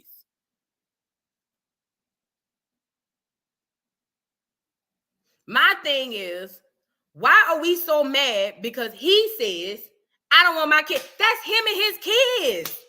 Why? He got the right. He got the right, y'all. You may not agree with it, but he has the right. Ain't nobody over there telling you what to let your kids watch. Why y'all mad that he don't want his kids to watch? He has the right. I'm not saying he right. I'm not saying he wrong. I'm saying he has the right. Thank you, Jason M, for the super chat. He says, careful, keep dropping truth and they'll hurt you with that laser they hit MJ with or bagels that run your YouTube will have you on Voodoo Doll TV version 4. Man, I'm going to say what I got to say regardless and deal with the consequence later. But I get it. No, yeah, I get it. But we got to talk about these things. We got to talk about it. We have to talk about it. If I feel like I'm doing my platform a disservice, the reason I'm over here on YouTube, y'all, is because I want to be able to have a platform to say what I want to say. I want to be able to get up here and say the stuff I can't say at work. I do.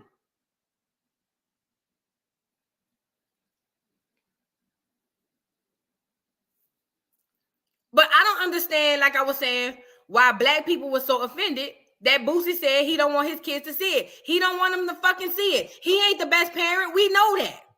But oh well, that's him and his fucking kids. Why is this a thing? So here come T.S. Madison. Let's get her up here. T.S. Madison. Y'all know I don't care for no T.S. Madison. I don't care who. I don't care. I don't like her. I don't. T.S. Madison to me, T.S. Madison is one of those people, she's a fame whore.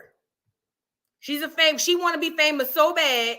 And honestly, if I got to be completely honest, when she when her and Kaya got into it, I was team Kaya the whole time because I understood that, first of all, they had two different agendas. Maddie wanted to be a celebrity. Kaya wanted to develop something that they owned, and they were just on two different pages. But when you always watch the motherfuckers that's really trying to be famous, watch them. Watch them. Them the ones that say you up the river to get to the fame. I promise you.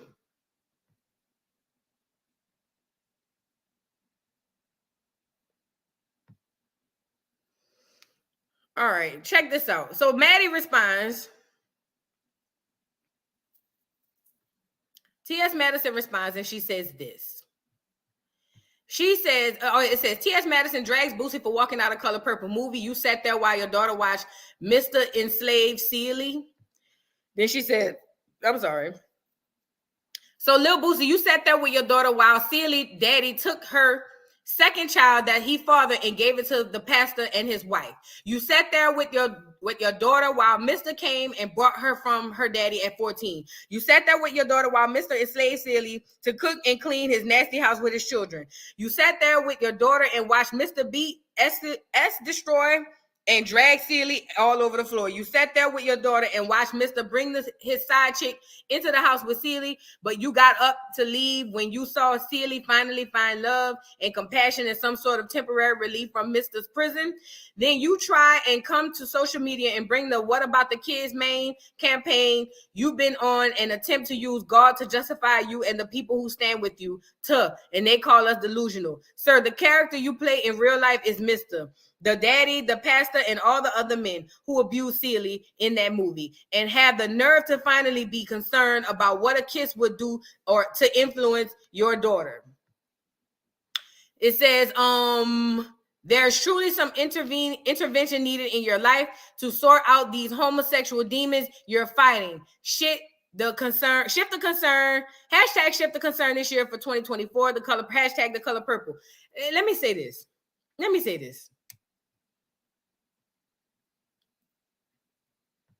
What concern of it is T.S. Madison? Is she in the movie? Is T.S. in the movie? I didn't see it. Is T.S. in the movie?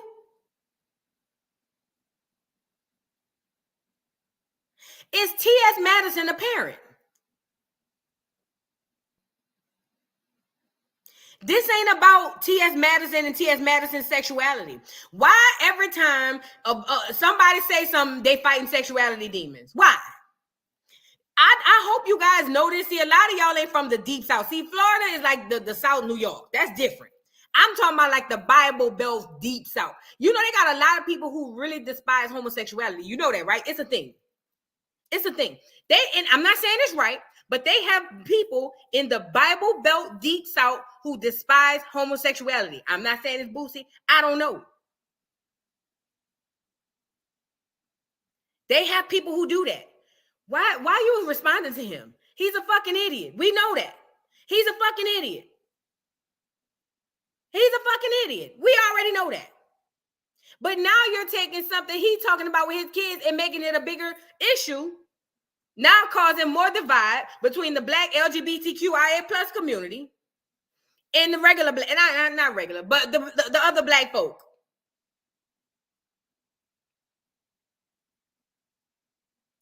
Whether TS made good points or not, and she did, because if that was the case, you shouldn't have your kids in there looking at nothing. But this is the point I'm trying to make. This is what I'm trying to get y'all to understand. We are in warfare. Black people are under spiritual warfare. Listen to what I'm saying. It's bigger than that. It's bigger than what he let his daughters watch. It's bigger than T.S. Madison being a T.S. It's bigger than this. They are literally promoting T.S. This is what she signed up for. She's promoting the divide. Don't get me wrong. Did we not forget that when that trans girl came up there and said black women don't own periods? Whose side would T.S. on? So don't think she's doing this shit for the greater good. T.S. is doing for her people, as she should. So just because, that's why I said, take your blinders off and look at this shit. I don't give a fuck about Boosie. Y'all know how I feel about that bitch ass nigga. I don't like him.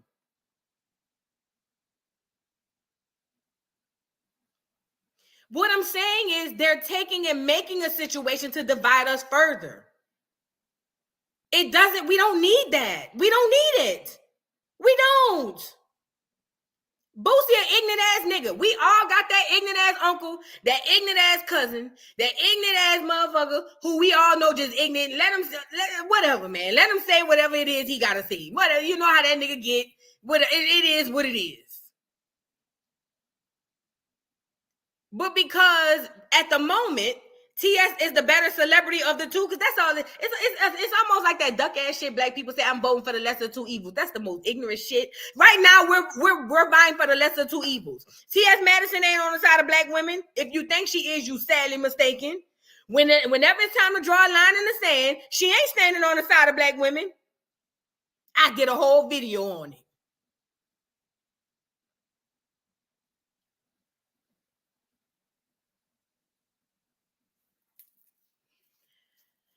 Y'all not seeing what I'm saying. I think it's just frustrating because I want so much better for us. I do. But I feel like we're allowing these puppets to literally dictate the way we think. Who gives a fuck if Boosie let his daughters watch shit? We know what Boosie do with his kids. He ain't shit of a father. Why is that creating a divide between a whole two group of people? It don't make sense.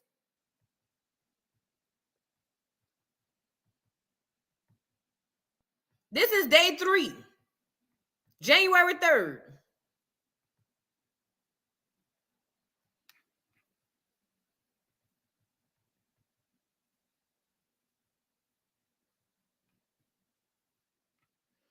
I don't even want to finish this shit. Let's move on. Let's go to Trick Daddy. I don't fuck all this. Cause see, yeah, fuck all that. Who else Trick Daddy. Let's get him up here. Matter of fact, I know where to find his nasty, black, funky, cheesy, collard green and cornbread eating ass, old gold in his mouth, bitch, rotten tooth bastard. I know where to find him at. Let's get him up here. So Trick Daddy comes to the defense of Ricky Smiley. I guess Ricky Smiley done let him come on the boat or something. I don't know. Ricky Smiley done let him come on the boat or something. And he on here in his feelings talking about leave Ricky alone. Nigga, is you Ricky's keeper? The fuck? Check him out.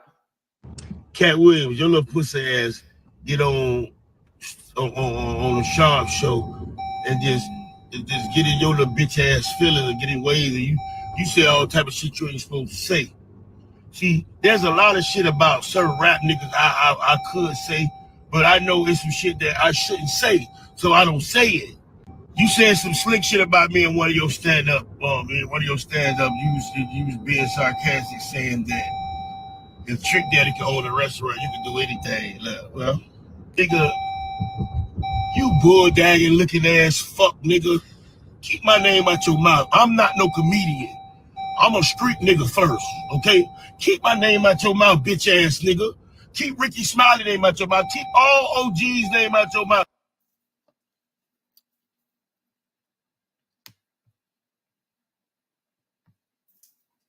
Serious question. This is a real serious question.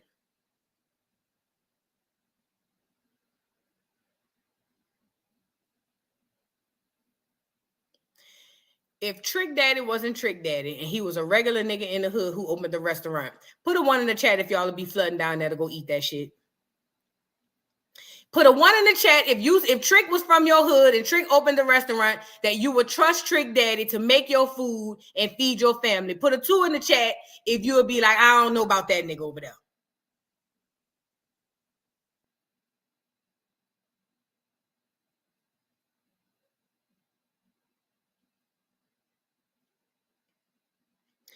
I'm saying this to see.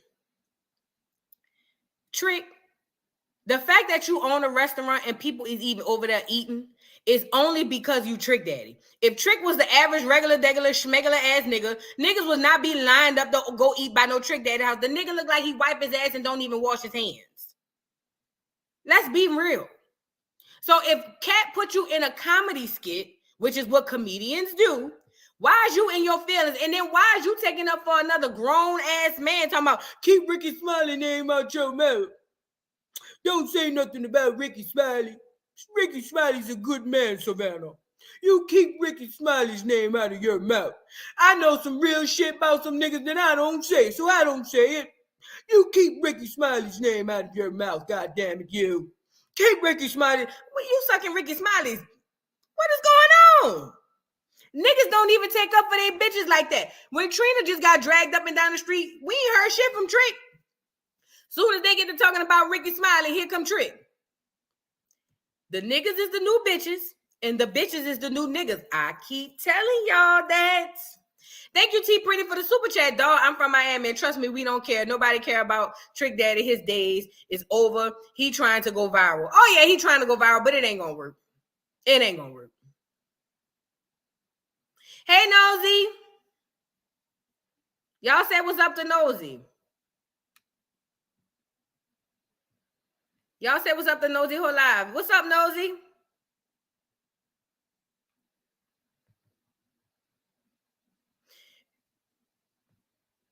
She said he said that Trina was obsessed with Beyonce. He threw her under the bus. Exactly. Like Trick, ain't nobody. Trick, go sit the fuck down. Nosy, you won't come up? I'm gonna drop the link for Nosy if Nosy won't come up. This just for Nosy to come up. Cause see, Nosy be reading the girls too. I'm gonna drop the link for Nosy to come up, y'all. Only Nosy. Only Nosy. Everybody else don't come up. Let me finish this. If you don't like a person, you don't say. I've told people that I didn't think you was funny. I ain't never said I didn't like you, and I'm glad I didn't never say I didn't like you, because by me not thinking you were funny, I actually saw you one day and I was laughing my ass off. I was crying laughing one day. Remember that little boy put you in the headlock? I was crying fucking laughing that day, nigga. Listen, man, stop talking about other niggas to be relevant in the game, the trend. Because you was trending today, and I'm going to be trending tomorrow on your bitch ass. And I'm with whatever you with, nigga. And every nigga, every comedian, everybody who you told a story got more money than me and you. You on my level, bitch ass nigga. Ha ha. This is how ignorant Trick Daddy is. Think about this, y'all. Think about this. He's saying that everybody he talking about got more money than him. See, this is where reality and real come into play. Cat Williams funds his own tours. His money don't go through nobody but him. He's the Master P of comedy. Y'all remember when Master P was selling his albums out the trunk? Y'all remember that? When Master P was selling his albums out the trunk, Master P was making 100% of the profit. Trick Daddy is trying to say that somebody like what's his name? Like Cat Williams don't have the money. See, that's why I said we gotta understand the difference between fame and fortune. Cat Williams making all of his money. He actually pay people. He don't get his cut after the other people get their cut. But Trick, Kevin, and all them people, it's the other way around. Hey, Nosy, what's up, boo? Hey girl, I can't stay for too long. I just wanted to come up here and say hey. But yeah, Trick Daddy over there selling them unwashed cabbage greens. I heard he don't wash them greens. That's what I heard. It wouldn't surprise me. I think he really responded to try to go viral. I feel like a lot of them that are responding to Cat Williams, they're just trying to get a moment. Mm-hmm. They just want to be seen. Nobody cares about Trick Daddy. Nobody he did threw Trina. He threw Trina under the bus. Mm-hmm. So, and he's supposed to be loyal to her. They've been down for years. Sometimes he act like he don't like Trina though. He don't. Remember he called all kinds of 304s on. Yeah. He don't like her. Mm-hmm. But he on there windmilling for Ricky Smiley, child. It's given. I don't like it. I don't either. But that's how men are though. They kind of do that. I say it all the time. Now they toss the women to the side. And they listen, bros over hoes. Ooh, that's what they say. Yeah, I think he's trying to get a moment off Cat Williams. Cat Williams, he emptied the clip. I think he got more coming out. Oh yeah, because when you think about it, that interview got all those millions of views. So more people are gonna want to interview him. They reaching out to him right now, and he got more to say. Yeah, and he said he got receipts, and I believe him. I believe him too, because Nosy, check it out. Not one person came out and refuted anything he said. Not one of them. And then the internet was posting receipts that Steve Harvey do be stealing jokes. He stole from Mark Curry. They posted a lot of receipts. They went and dug up everything that Cat Williams said. So he didn't just get on there and say that. The internet validated it. So that's proof right there. He's not making this up. Right. I want some Diddy receipts. That's what I want. Look, ooh. Diddy ain't been saying nothing. When he said, "Oh, you got to say no," when Diddy asked the party, and he said, "And I got receipts," I know Diddy was somewhere squirming in his damn chair, girl. Yep. And Diddy probably can't say nothing because just like he couldn't say nothing against Cassie, he paid her within 24 hours because he wanted that to just go quiet. Because Cassie got receipts too, child. But yeah, Cat got some receipts. I want to see it. I want to see it too. He's a nice person. He gave Boosie like $15,000 when he came home from prison. He's done a lot of nice things for people, and I think people trust him, and they have given him tea. So, Cat got tea. Ooh. Oh yeah, I'm waiting for him. I'm waiting for somebody to say something to tip him over, and he just be like, "Fuck it, I'm about to tell everything." You know? Yep. Will be it's perfect. coming out. Yeah, I know. This the age of Aquarius. Sis. You into numerology, right? I heard you saying that last night on because I didn't catch the live while it was up, but CTV when you were talking about numerology and 2 + 0 + 2 and 4. Can you explain that? Yes. So the 8, that's completion. That's everything coming full circle. So we're in the age of 2024. That's 8. Everything is coming full circle now. Whatever has gone around is coming back around. All of these celebrities that have done their dirt, and they have done dirt to get to the top, they're going to come to the bottom. And the celebrities who didn't play the nasty games and didn't get the fame that they should have gotten, they're about to rise to the top too. Watch. Everything's about to swap. It's happening already. Who would have thought that Diddy would ever crumble? Diddy did a lot of dirt. We've been hearing about it for 20, 30 years, and nobody ever caught him. But that age of Aquarius is catching up with him. Yes, indeed. He's done. He's done. And how they say the first shall be last and the last shall be first. Yep. And you know, Jay-Z and child, let me mind my business because I want to get over here and start spilling tea. But it's tea on all the big ones, the biggest ones. Yeah, and I'm here for it. I'm waiting for it all to come out. Like I said, I don't have a celebrity that I don't worship celebrities like a lot of people do. So I can hear all of the facts and be like, okay, well, fuck it. Even if it's somebody I like their work, I'm not going to sit up there and be like, well, I don't think so, because no, fuck that. Everybody's capable at this point. Everybody's capable. Yep. So anybody that's got all that money and fame, they have done something. That's what Hollywood is about. You don't get to they're not going to let you get to that level unless you play their game, because they need to have something on you. They're not going to let you have that access to that much money and power, and they can't control you. That's not how that works. So everybody that's got that kind of money, that Beyonce, Jay-Z, Diddy type, Steve Harvey type money, they have done some things. Yep. All of them. And now it's coming out. Nosy, tell them how they can follow you. Somebody drop Nosy's channel in the chat, please, and thank you. Tell them where they can find you at, Nosy. Oh yes, Nosy Ho Live, where the message resides. Just look for Nosy Ho Live. Somebody will put it in the chat probably. But yeah, we'll be live over there late tonight. But thank you for bringing me up. Yeah, I'm gonna come over and see what you got going on later, boo. Thank you so much. All right, see you later. All right, see you later. Grandma, what's going on? Everything in the world. I'm trying to figure out why in the world people are even. The Trick Daddy thing just threw me. First of all, who in the world? Let me say this. Voodoo, I love you very much. And hi, dolls. How everybody? Can y'all hear me? Yep, we can hear you. Okay. I'm trying to figure out why in the world, who is Trick Daddy to say what somebody can say and say he wasn't supposed to speak on something? Who are you? You ain't nobody to be telling nobody what they can speak on. Why you even running your mouth with your big pie face ass in up here? He looks like he's on the H word, that brown stuff. He looks like he shoot up, and I would never eat after him. I don't care if his daggone restaurant was making millions and everybody was standing in line. It ain't no way in hell. You just not gonna get me like that. I'm just tired of Americans. I'm tired of us. I'm just tired. I'm tired. And now that I'm finding out that this daggone Color Purple thing was rewritten and it switched up, I ain't going to see it. I thought I was going to go see it. I didn't want to go. But now that I'm listening to it, I don't want to go see that mess. I don't like when they remake classic movies anyway. Because typically the remake, even when you think about like if they ever tried to remake well, I'll give you an example. Like I love Willy Wonka and the Chocolate Factory. That Charlie and the Chocolate Factory, it was decent. But when it's a classic, you leave it. So I wasn't planning on going anyway. And then you're going to do it again for a third time. Why? What's going on here? Because they ain't got no writers. They just rewriting the shit that's already written. Just leave stuff alone. And I love Willy Wonka. I'm trying to tell you, Charlie, give me a smile. That's my. I'm trying to tell you. That's my movie. You're going to sit here and try to remake something like this. These are classics. I'm just tired of America. I'm tired of people. Throw everybody in the trash at this point.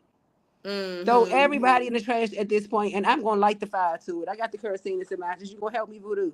Don't you go down there to that pottery house either. Don't you go down there. Child, look. Don't you go down there. Leave the people alone. Leave the people alone. I am Prophetess Vu. I'm trying to tell you, go down there and they touch you, I'm gonna have a whole problem. I'm gonna be on a flight real quick and you laughing, I'm dead. Look, I'm not playing. Girl, I ain't messing with them people down there at the Pottery Please House. Girl, don't. them people, after I done dragged them people at the Pottery House, girl, I'd be a fool to go down there. It's sad because now a lot of stuff just makes sense. Like the way, so he did, I don't even want child. Ooh, so he did my uncle's wedding, right? I told you my mother and my uncle grew up with him. With who? So he did my uncle's wedding, and he threw so much shade. And my mother told me something this week that really got under my skin. My uncle beat 4th stage brain cancer, right? And he ended up passing the church over to to his son, which is my cousin. And a lot of people, was like, why would you do that? Whatever. But because he said he called himself preparing just in case he wasn't going to be here. Do you not know TD Jakes had a nerve? I don't even know why I'm calling him that, because I call him Dexter, damn it. God damn it. I don't understand why he went back there and he told my uncle, oh, you ain't going to never die, you old goat. What? Mind you, yes. My mother said she heard that. She looked and she was like, what you say? Oh, I'm just joking. So, my uncle laughed it off. He did the wedding.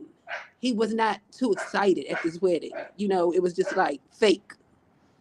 When they said things about him being a living miracle, he clapped his hands like a bougie female, just with his fingers tapping.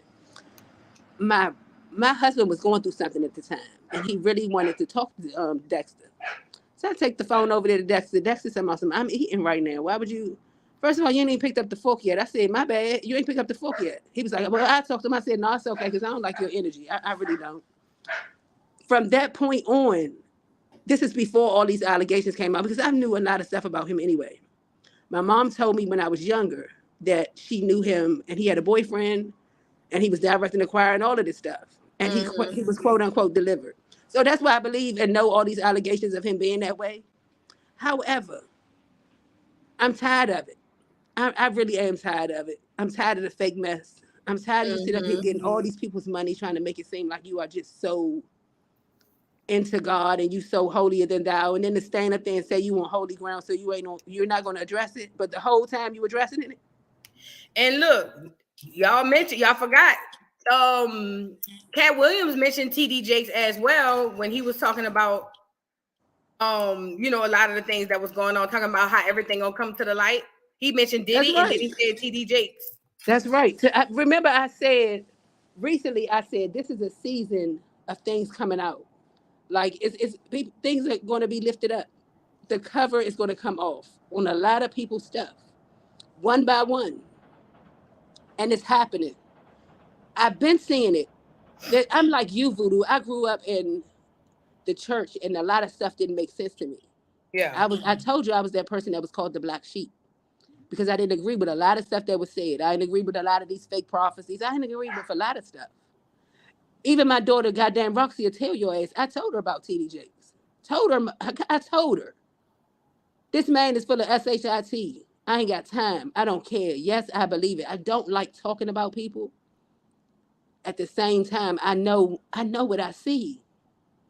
I've been seeing it. It's a lot of people out there, and it breaks my heart, because to me, he has come here. He has recruited like all of these gay people, or the people that used to be gay, that was under my uncle, and they now follow him. They divorced their wives. It's all types of mess going on. And you wonder why I don't get up and go to somebody's church every Sunday. I ain't got time for that. I don't have time for it. My relationship with God is my relationship with God. I don't need no approval from nobody. I don't need to be in nobody's church giving all my money and shouting around. That guy daggone, whatever her name is, Sarita, scooting around. That guy, you killed me when you said, look at her just a scooting. Look at her scooting. Talking about she healed. He healed her. How you healed her? All them people going to hell. Everybody at the Pottery House going and I'm to not even hell. supposed to say this, but all y'all, you going. I'm so First sorry. class tickets. First class tickets. I ain't got time. I'm just tired. I'm frustrated. I'm tired of. I wanted to address some other stuff, but I'm not gonna do that, because you got to stay on topic. So go right ahead, stay on topic. All right. Well, thank you, Grandma. I love you, Voodoo. Love you so Keep much. letting your light shine. You're gonna be great. Thank Even you greater so than much. what you are. All right, baby. Thank you. All right. Yo, Let's finish off Trickety Trick. And then I want to show y'all something. I want to show y'all something. The joke on you, bitch ass nigga. You ain't funny. You're a fucking joke. Stop making fun of other niggas. Black folk, we have to stop belittling our brothers and sisters to get a platform, to get shares, to get likes, to get views, to trend. We have to stop. Cat Williams, your little... Did you hear this nigga start off saying, Cat Williams, you little pussy ass nigga, I'm gonna get them kids to whip your ass, then turn around and say, black people, we gotta stop shitting on each other to get views and likes. You big Tootsie Roll face, get me up here. Get me up here really quick, because let me say what I got to see. Get me up here. What's his name? Trick Daddy T Double D. You big Tootsie Roll face, nigga. You got the face only a grandmother, not even a mother could love. You gonna get your big cheesy nasty ass on God's given internet to tell us that you basically sticking up for Ricky Smiley, who's a grown ass man who could take care of his own motherfucking self, and you gonna get your crater faced ass up here looking like a baked brownie before you put the fucking icing on top of that bitch to tell us that basically Cat Williams a pussy ass nigga because he said that he lucky or you lucky to own a restaurant. Bitch, you is lucky. It don't even look like you wash your hands after you pee, nigga. And you gonna get up here and try to drag this man because he is pulling out truth. Ain't nobody belittling Ricky Smiley, little nasty ass. He just said back then he was an egregious asshole because he in that D9 shit and because he was kissing Steve Harvey and said the entertainment's ass so hard, he thought he could roll around the set and act a nigga. Then he gonna take 20 years later to come on a platform and stand on that square, and that's the same square Cat Williams shot that nigga down on, as he should. But T Double D, it took you 35 years to pull them old nasty, crusty gold teeth up out of your mouth so that we can at least think about you washing your hands before you serve them nasty ass greens and collard greens and poking beans and all of that shit you serving down there at that restaurant somewhere down in the 305. You and Trina are one and the same. Y'all are old, washed up trash that nobody cares about and nobody wants. T Double D, we ain't cared about you since you knew now, because we still don't know now. And at this point, Trick T Double D, carry your ass back down to Dade County with that duck ass, ugly ass shit and stop taking up for another grown man because it's giving friendly vibes, and I don't mean friendly vibe, and I mean officer friendly. You get it? Mind your motherfucking business, you goddamn pudding pop. Mind your business, nigga. It's a whole lot of things we could say about you. You're running around here looking like you 12 months pregnant, overdue with twins, and you don't know who the pappy is. At this point, I'm inclined to believe that Ricky Smiley might be the pappy to your overdue ass twins you got carrying around. It ought to make your back hurt, nigga. Give birth, push that baby out, and go lay down, please, and thank you. Go lay down. You look like when you walk in your house, it smells like a gym locker room. We don't want to hear it. Go lay down, Trick. You lucky the people down in Miami don't want to cook, and groceries is just as high as going out to eat. That's the only reason they can their ass down there to eat that soft ass cornbread you serving. Go lay down, Trick. T Double D, you in Slinky Neck, go lay down forever. You get it? See, last time I told Slinky Neck to go in the middle of the ocean with no life preserver and give it to God. Yes, I did. I told her that. I said, Slinky Neck, carry your ass down to the middle of the ocean. Let the boat drop you off with no life preservers. I said, and give it to God. Yes, I did. Now, at this point, since it's a double team, double mint idea we dealing with, I feel like T Double D, you and Trina Slinky Neck need to carry y'all ass down in a submarine, you know, like the one them people just went on.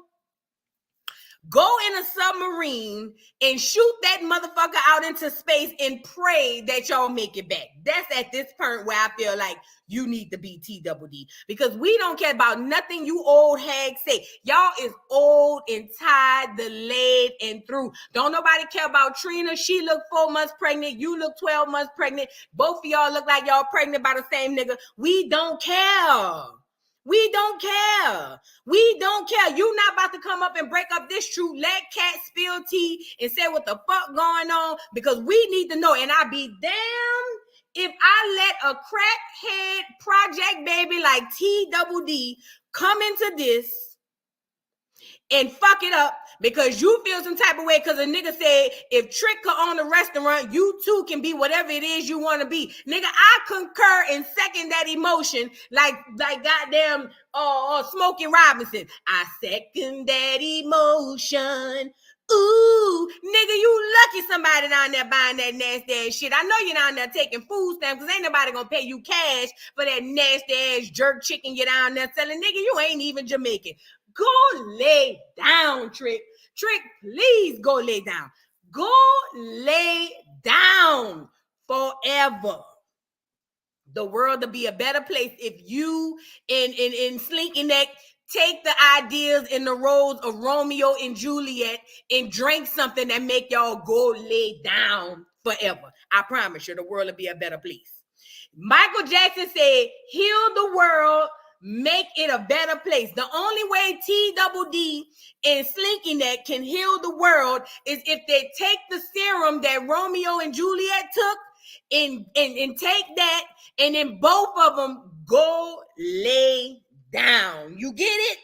I promise you, you'll make the world a better place. I promise you. I promise. I promise. I promise you. Just give it a try. They say nothing beat a failure but a trial. Give it a try, Trick. Please give it a try. What 112 said? They said Cupid doesn't lie, but you won't know unless you give it a try. Give it a try, Trick. Please, Trick, give it a try. I will pay you everything in my savings account to give it a try. Take Slinky Neck with you, and both of y'all go drink the serum and go lay down. You get it? Please, I'll pay everything in my savings account right now. I swear to God, I'll cash app you right now. Right now. Just go lay down, please.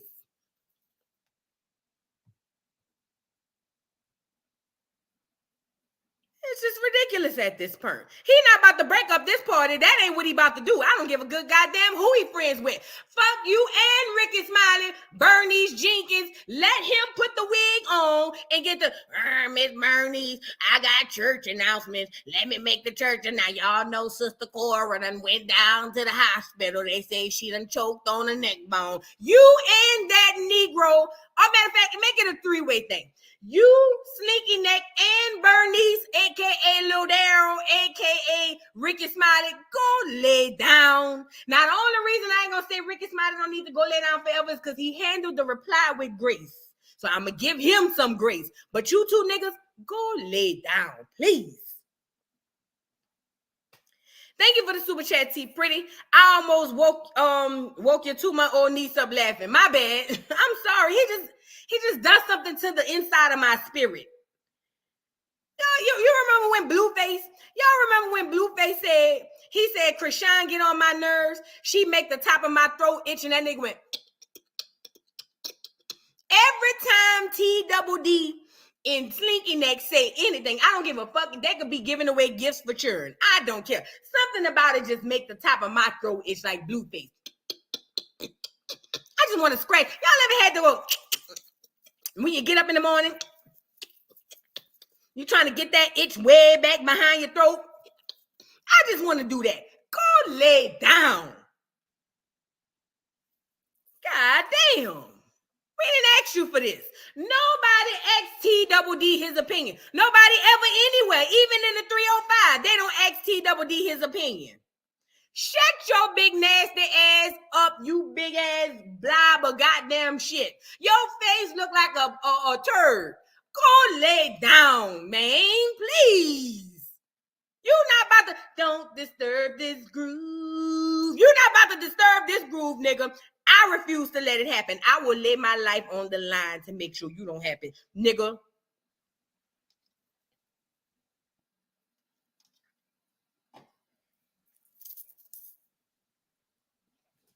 Let's move on.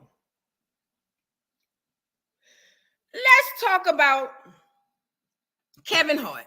Wait, I had something else queued up. Hold on. This nigga done got me off my rock. I don't even know. Oh, let's go over here. So social media responds to what's been going on. Everybody in the world understand that we are living in the age of Aquarius. They understand that, hey, some real shit is about to happen. They have more people bringing out positive things about Cat Williams than anybody. Boosie already came out. I showed y'all yesterday. Boosie came out and said that Cat threw him $15K when he needed it. It was a whole bunch of other comedians came out, said I wasn't even supposed to get paid. That man threw me a little something, little wooty wham wham. That was a big deal for me. Listen, the reason the title is Good versus Evil, and on the good side I got Cat, and on the bad side I got Evil, is because you only believe that these people are who they are or the character that they have because they told you to. Other than that, there's nothing. Only because they told you. Tell Love Vision. Yeah, they told you. They told you. But the fact of the matter is, when you pull the blinders off, y'all remember watching Scooby-Doo? Remember at the end of every episode of Scooby-Doo, they pull the mask off of the person who's been, you know, wreaking havoc and all of that, and it turns out to be somebody they know, somebody they never thought.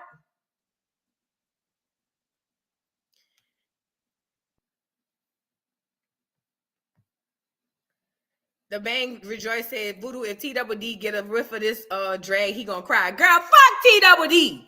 I can't stand them niggas. I can't. And it hurt because I used to like them niggas. Y'all remember when on Mike Epps on Friday, he was like, I like that nigga. I like him. That's how I used to feel about TWD and Trina. And ever since them niggas, they gave them niggas a platform, I'm mad. I want to take my likes back. Talking about you don't know now. Nigga, we damn sure don't. It ain't gonna know now. The fuck? But anyways, I'm saying all that to say everybody who we were told is good is evil, and everybody we were told is evil is good. They always tell people they crazy when they want. Calling someone crazy, I learned this from Dave Chappelle. Shout out to Dave Chappelle. Calling a person crazy is the most dismissive thing you can ever do to a person. It's just a way to disregard any and everything that they say. Now, y'all can sit up there and say, Cat Williams on drugs. If he's on drugs, where's the proof? I know a lot of y'all gonna say, but I know because of that behavior. If you were in an industry where you worked hard, you created, you did everything you were supposed to do, and you watching these people uplift a whole group of people who ain't shit, but who are there to literally misguide you, I promise you, you will do some crazy shit too. If I was in the industry, and I did everything I was supposed to do, yet they make me look bad, but make niggas like Kevin Hart look good. Nigga, I be around here fighting kids too. You're damn right. I ain't even in the industry. If your child come over here acting crazy, I will whip their ass. Sure will. And if I get jumped, oh well, I done been jumped by more. You get it?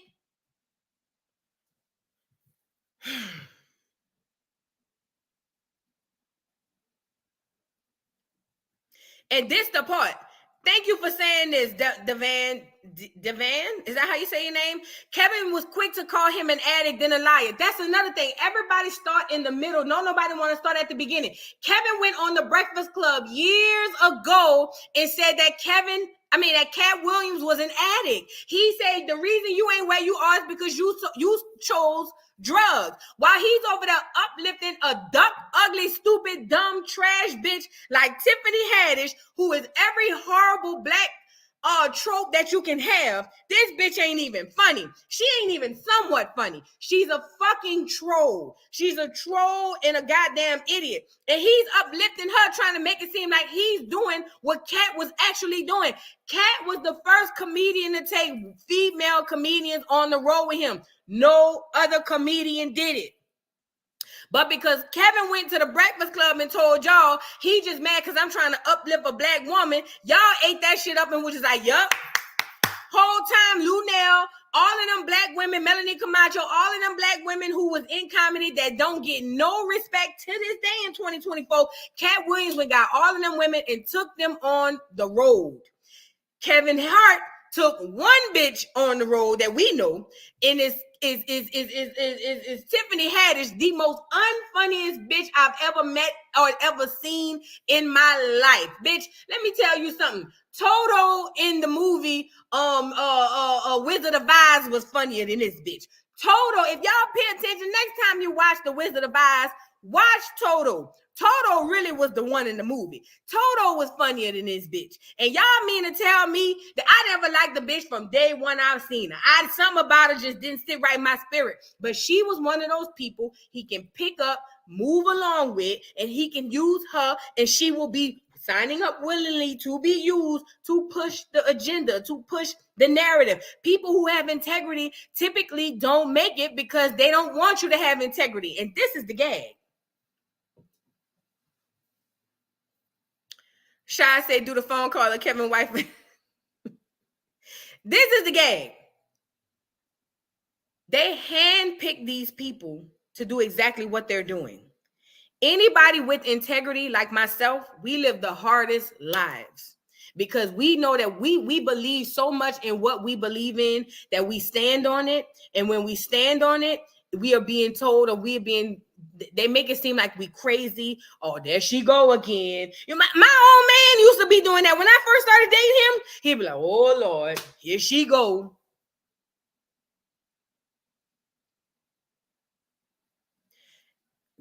When Cat Williams went on that radio show and read Wanda Smith down to the ground, when he said Tiffany Haddish had that role, and it was written so well that if they would have gave that role to anybody else, any other person would have executed it the exact same way. And because we so starstruck as a community, look at Wanda Smith. I don't believe that Tiffany funny. Tiffany ain't seen funny since Funny seen Tiffany. Ain't nothing funny about that bald head thun. Nothing. There's nothing funny about that chocolate chip cookie face asshole. Nothing. She's a detriment to the black community. She's a detriment to black women. Whatever she went through, I don't know. It ain't my business, but she ain't shit. All these people are coming out saying very positive things about what Cat Williams did for them. Outside of your face, who around here saying something positive about what Kevin Hart did for them? I'll wait. Outside of your face, who is saying positive things about Kevin Hart? See, it don't matter what the other celebrities say. That's the same thing with Dr. Jackie. When Dr. Jackie was getting dragged for filth, as she should, it was other celebrities coming out saying, don't do that to Dr. Jackie. Fuck you. You a different type of bitch. Other than celebrities, Chris Rock, Dave Chappelle, who is out here saying positive things about Kevin Hart? Nobody. But if you go in Twitter and put in Cat Williams, and I'm gonna let you hear some of this shit right now. If you go in Twitter and put in Cat Williams, they got Jeremiah, not Jeremiah, what's this little nigga name? The nigga signed the Cash Money and y'all know what I'm talking about. Let me share it. Hold on. He even talking about what Cat did for him. Like Cat. White Cat. I'm like Cat. He like, nah. I'm gonna show you the little nigga. Little weird ass nigga. Wardrobe budget. Little weird ass nigga. Check him out. I'll be talking to Cat, right? He just might be like, hold on.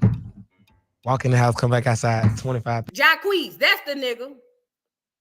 I was like, man, just put him in pack, Yanni.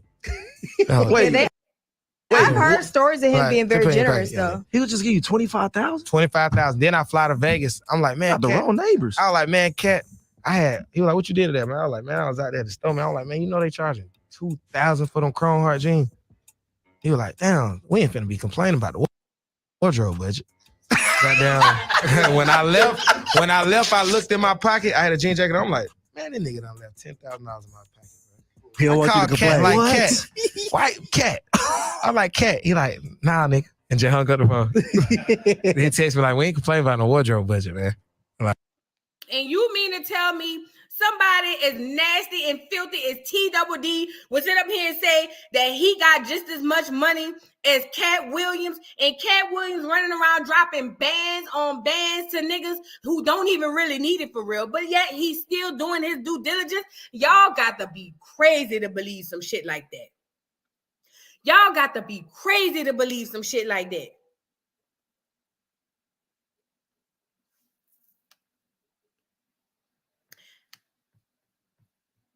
I believe that too, Special K. I believe that. They all lying. Just like Steve Harvey lied. They all fucking lie.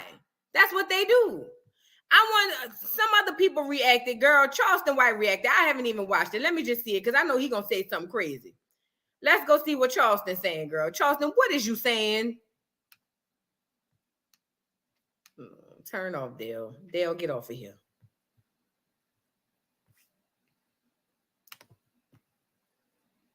That nigga responded to Cat Williams with a rap song. That was the weirdest shit out of all of it.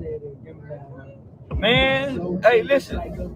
That was the craziest shit. That's what everybody overlooking the fact that nigga Ludacris, nigga, he responded with a rap song. That lets you know how fucked up this shit is. Nigga, if you say I've been at a gay party getting fired, finna make you no song, nigga. I'm finna call you a motherfucking lie. Where you nigga call that? Nigga, I'm gonna call you on your phone, nigga. You lying. You ain't seen me in no mother. That nigga made a rap. That nigga responded with a jingle. Say, that lets you know he guilty. Nigga come back with a rap song. A hell of a rap song. Nigga ain't rapped in 20-something years. This nigga ain't made a rap song in 20 years. Soon as Cat Williams say, hey, I seen you coming out that funny room though, nigga. With walking bow-legged, you were not needed before you went in. You dive and rub together.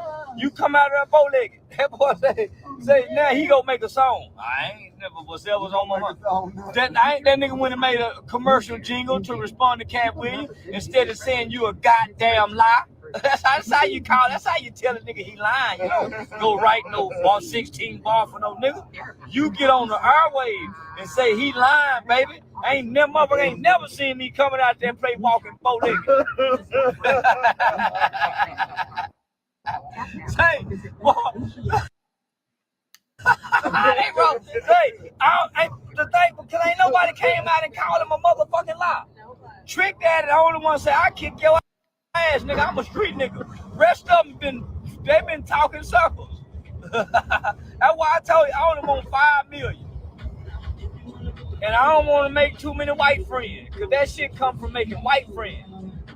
Yeah. Quincy Jones them was the last nigga, Dr. Dre them and did it. They the last nigga be fucking them boys. Rest of that shit come from them white folks, wanting to be on them white folks stages. I'm gonna keep getting hit in the head with guns at the barbershop. And throwing flower pots at niggas. This is much safer than getting your shit around. Fuck around, find out nigga got a big dick and all the white boys gotta suck your dick. You wanna be in this movie, don't you, Charles? Yeah, I heard you got a lumberjack. Who told you that? Harry. Who told Harry? Puffy. Who told Puffy? Usher. Who told Usher? Somebody, that fat girl that he gave herpes to, that fat girl was lying on that nigga when she said Usher gave her herpes. That nigga got a fat girl fetish. He danced too good. Yeah, nigga danced too well not to have a fat girl fetish. So that was Charleston White's response, you guys. Y'all already know how Charleston give it up. It was very alarming that Luda responded with a song. Did y'all not see the song Luda responded with? That nigga Luda responded with a song. That was crazy to me. I ain't never seen no shit like that in my life. A nigga just said that you did something strange for a piece of change, and Luda responded with a song. That was insanity to me. I'm sorry. It just was. It just was. And ain't nobody about to make me believe that ain't no crazy ass shit. That man ain't lie about nothing. Like I said, this the age of truth. This is the type of shit gonna be coming out. And a lot of people, like they say, the first gonna be last and the last gonna be first. Y'all gotta understand, man. Y'all gotta understand. Check this out. Check this out, y'all. I'm gonna play this for y'all. I came in this business saying I was going to expose. When I talked about Michael Jackson, when I talked about R. Kelly, they canceled me for these things because why would you talk about another black dude? Race is not where the line is drawn. It's God's side and the other side. And we don't care nothing about the other side. Period. All of these big deviants is all catching hell in 2024. It's up for all of them. It don't matter if you Diddy or who you is. TG Jakes, any of them. All lies will be exposed. That's all. And anyone who takes that the wrong way, know why they take it the wrong way. Cat Williams on here calling people out again. I told y'all before, the higher elites made the media make him look crazy because he didn't want to take their route. When you take a different route, they make you look crazy. Oh, you think I'm playing? Some of us are against the Illuminati, and we are against the Illuminati at our own detriment. When people are against the Illuminati, then they get punched in the face all the time. The press hates them, and nobody likes them. He decided to go another route, which was a different route than what they wanted him to go. So they painted a picture of him for us. But I told y'all, when they make somebody look crazy in the media, pay attention to what that person's saying. 9 times out of 10, they're telling truth. Now you got him on here exposing everybody. Because the people want to know, why would he get blackballed? Yeah, because in 30 years, I've done nothing but collect information, knowledge, and your secrets. So if you and a man was in a corner doing something you wasn't supposed to be doing, you would tell it. No, somebody come to tell me. I know so many things I shouldn't know, and they all know it. Are you not afraid about being blackballed again? These are some powerful people. What do you mean again? These people are not powerful. Satan can't create anything. That includes blessings for his people. That's why, you know what the number one job of somebody that sold their soul in Hollywood is? What? Is to act like it didn't happen. Do you understand the gravity of that statement? He says the number one job of someone who in the Hollywood who sold their soul is to act like it didn't happen. Y'all can go all the way. Shout out to The Sacrificed. That's a show, not a show, a channel over on YouTube. It's a lot of conspiracy stuff. I love that channel. Shout out to The Sacrificed. Shout out to The Sacrifice. He did a video on Marilyn Monroe, who was unalived in the 50s, who they said she had OD'd. How many celebrities y'all know OD? How come all the celebrities end up going out about ODing?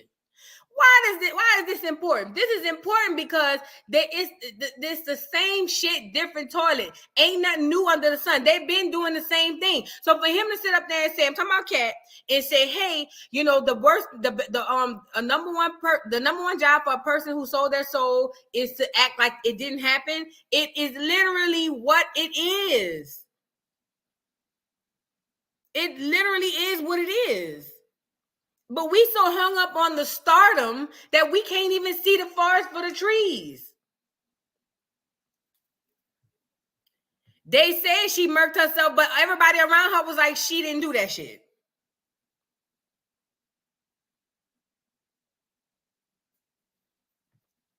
Yes, he was, Miss Parker. He was on the Breakfast Club telling everybody who would listen that he was crazy and on drugs with no proof and he needs to explain. Let me tell you something. Cat Williams could have sued him. But you know, when you have foresight and forethought and you understand how people will really literally put their foot in their own mouths, I ain't gonna lie. Oh, don't get me started on the 27 Club, Steph. I know about the 27 Club. Come on now, Jimi Hendrix. Don't get me started now. That's another story for another day. But this is what I'm saying. He knew that it would be a time where this would happen. And it is literally happening.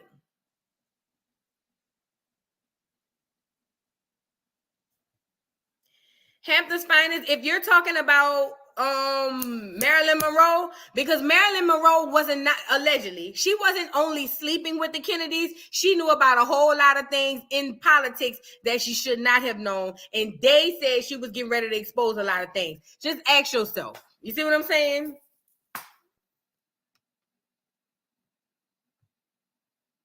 Let me let it finish. This man said the number one job for somebody in Hollywood who sold their soul is to act like they didn't sell their soul. Whoo! You got many people out here losing their souls for temporary pleasure, losing their souls for money, temporary money that will not go with them when they leave this earth. Mark 8:36 says, "For what does it profit a man if he gains the whole world and loses his soul?" Here's the real question. Why would people have to act like they didn't sell their soul when they go into Hollywood so that more people could follow them into Hollywood? Boom. You don't think that there's back rooms? You don't think that there's hidden secret agendas? You don't think that these people do things with you, do things so that they can take authority over your spirit? You don't think that the enemy is smart? You better think again. No, you can't sell your soul, but you sure can lose it chasing something that's not God. Chase God, my brothers and sisters. 2024, the light is coming. 2024, the truth is coming out. Glory be to God. All shall be revealed. Hallelujah. What side are you on, brothers and sisters? God's or the devil's? It's time to choose. Choose today. And let me tell you something. That's literally all this shit is cracked up to be. That's literally the gist of it. Even Cat said it ain't bad. It ain't black versus white. It's God's side or the other side. The name of the channel, Karika, is The Sacrificed. The THE Sacrificed. It's a small channel, but I've been rocking with that dude. I don't know if it's a dude, but whoever it was, I've been rocking with him since he came on here. I like them conspiracy channels, but what I like about him is he just play the videos. He don't say. He play the videos and it's up for your interpretation. He just did one on Marilyn Monroe. The shit is off the chain.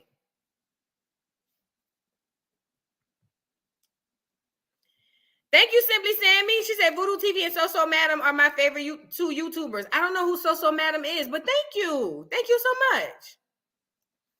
Let me show y'all something.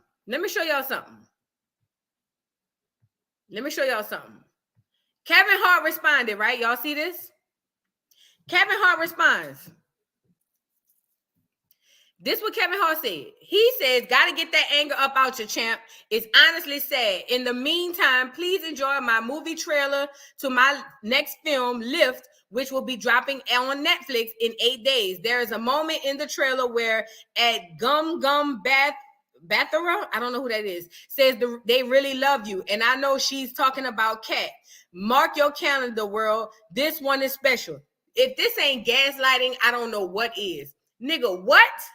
Now you're going to tell him, get the anger up out of him after you went on a whole tour telling us that this man ain't shit? This the gaslighting. Because see, right now, Kevin Hart has the favor because he's the fan favorite. Remember the thumbnail says good versus evil. They got us flip-flop. They got us believing that Kat is the evil and Kevin is the good. So right now, people are going to eat this shit up. He's gaslighting. Let me show you how. Check this out. This is Kevin today. This was Kevin about 4-5 years ago. Where my cursor at, girl? Here we go. This was Kevin 4-5 years ago. Bad. My frustration with Cat Williams comes from you keep pointing at Hollywood. Hollywood this, the white man, this, and this. When do you take responsibility for your actions? You had the shot. Cat was in that position at one point. You were the guy. Yeah. You were set up to be the star. You didn't show up to work. You fucked off promo shoots. You fucked off your promo fucking trips that they had set up for you. You became a risk to the studios, which is why the studios stopped fucking with you. Why was he a risk? He chose drugs. Oh, okay. Take responsibility for what you chose and say, you know what? I got to fix me. And I'm going to He said, why wasn't he? He said, you were the guy. He said, well, what happened? come back and I'm going to stand up. He chose drugs. That is such a bold statement. And to be completely honest, other than what y'all seen, most of y'all only believe that because Kevin Hart said it. Let's be honest. Yeah, y'all, Kevin Hart said it, and then y'all started looking at shit, and like the brain normally does, it puts 2 and 2 together, and it creates whatever it believes it should create. Most of y'all only believe that shit because this nigga said it. I'm of this belief. I don't know if he took drugs or not, but I will say this. If he was on drugs, where is the proof? In 2024, you mean ain't a drug dealer, ain't a nigga who smoked with him, ain't a nigga who gave it to him, ain't a nigga who said, I used to be sliding to him. Where these people at? Where these people at? Let me let y'all hear it. Breakfast Club be striking, so I can't show the video, but look. You had the shot. Cat was in that position at one point. You were the guy. Yeah. You were set up to be the star. You didn't show up to work. You fucked off promo shoots. You fucked off your promo fucking trips that they had set up for you. You became a risk to the studios, which is why the studios stopped fucking with you. Why was he a risk? He chose drugs. Oh, okay. Take responsibility for what you chose and say, you know what? I got to fix me, and I'm going to come back and I'm going to stand up for comedy. Mm-hmm. So when you say Tiffany Haddish doesn't deserve or isn't really a comedian and these other women have worked hard, which they have. Mm-hmm. Shouts out to Melanie Camacho. Shouts out to Lunel. Mm-hmm. Shouts out to Leslie Jones. He's shouting out all these people, but he didn't put none of these women on. See, that's what I'm talking about. Cat literally was like, I put Lunel on the road because other black comics wouldn't do it. They wouldn't even respect other female comics. It was me who had the black women, and Lunel and all these other people corroborated that. All Kevin Hart did was hijack the story that was really happening on Cat's side and bring it to his side. But because he was the doggone, the favorite at the time, everybody ran with it. And listen, I'm not judging people for running with it because I get it. That's how television and that's how the system is work. It's designed to work exactly that way. I get that. But what I'm saying is, he's sitting up here. Thank you, Celebrity News guy. Thank you, Yusuf. He says Kev naming all the ones he doesn't respect black women. He don't respect black women. The only reason he brought this girl, what's her name, Tiffany Haddish up is because she's part of the agenda. She is the Krishan Rock of comedy. She is the Sexy Red of comedy. She is the Sukihana of comedy. She is the Cardi B of comedy. Are we getting it yet? Like, this shit crazy, bro. This shit crazy. Let me let him finish, dude. Who are all underneath the umbrella of Cat Williams. Cat Williams, have you ever used your platform to fucking bring the people that were under you up? You haven't. So because you haven't, don't shit on those that now are. I've used my platform and I brought my guys and girls up. The brand of Kevin Hart is a brand that's expanded so fucking far, whether you like me or not. My presence in comedy will forever be felt because I'm a fucking boss. I'm about to show y'all something. Because, see, I don't like when motherfuckers lie. I don't. Hold on. Let me see if this is the right one.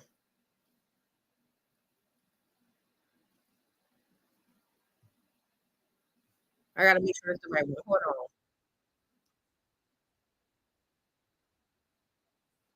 While we're doing that,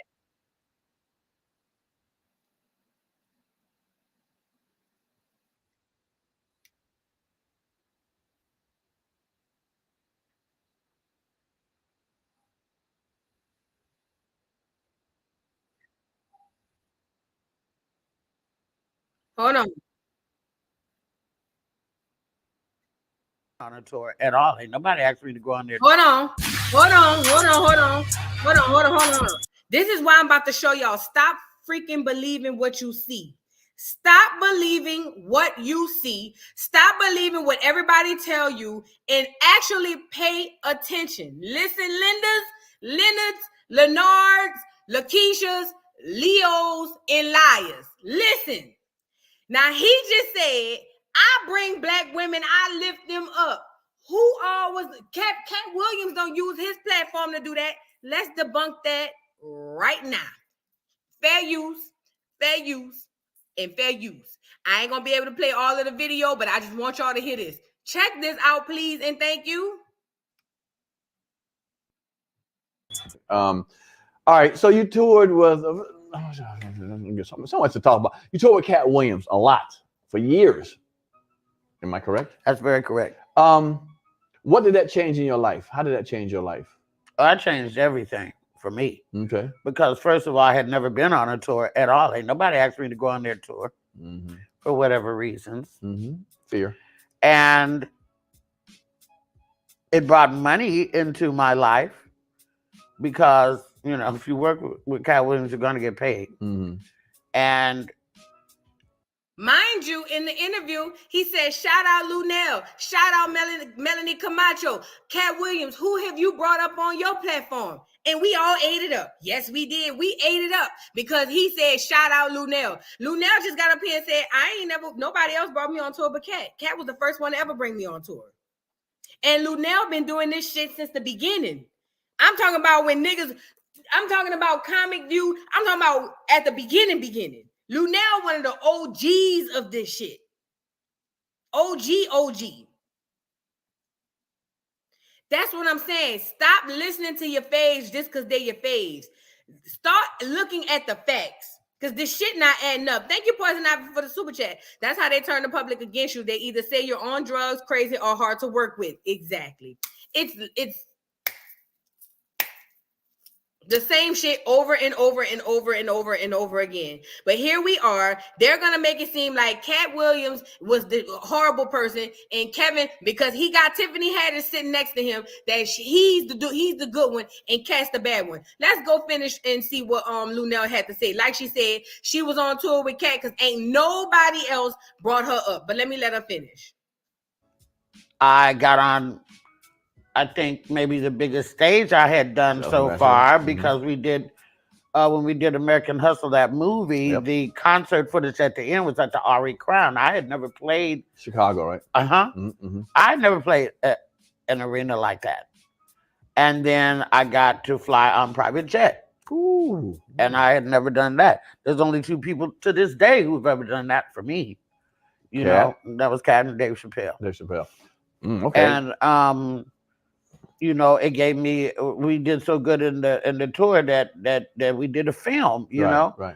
And it was just one of the greatest experiences ever. But let me ask you, it's such a different experience from doing a comedy club, which is 300 people, to doing 15,000, 18,000, whatever it may be.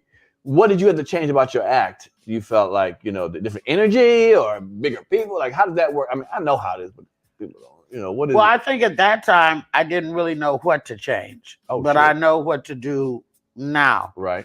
I don't care if I'm in a club or an arena or in a dark closet. Because first of all, I don't wear my glasses, so I can't see the motherfuckers no way. So it makes no difference to me who's out there, except for what what I can hear. I know that when I do bigger rooms, I wear flashier clothes. You know, I have on more makeup. I try to be right. But you know, if I'm at the Hollywood Bowl, it's everything. The way he's misunderstood, or he is what it is. Nobody should misunderstood.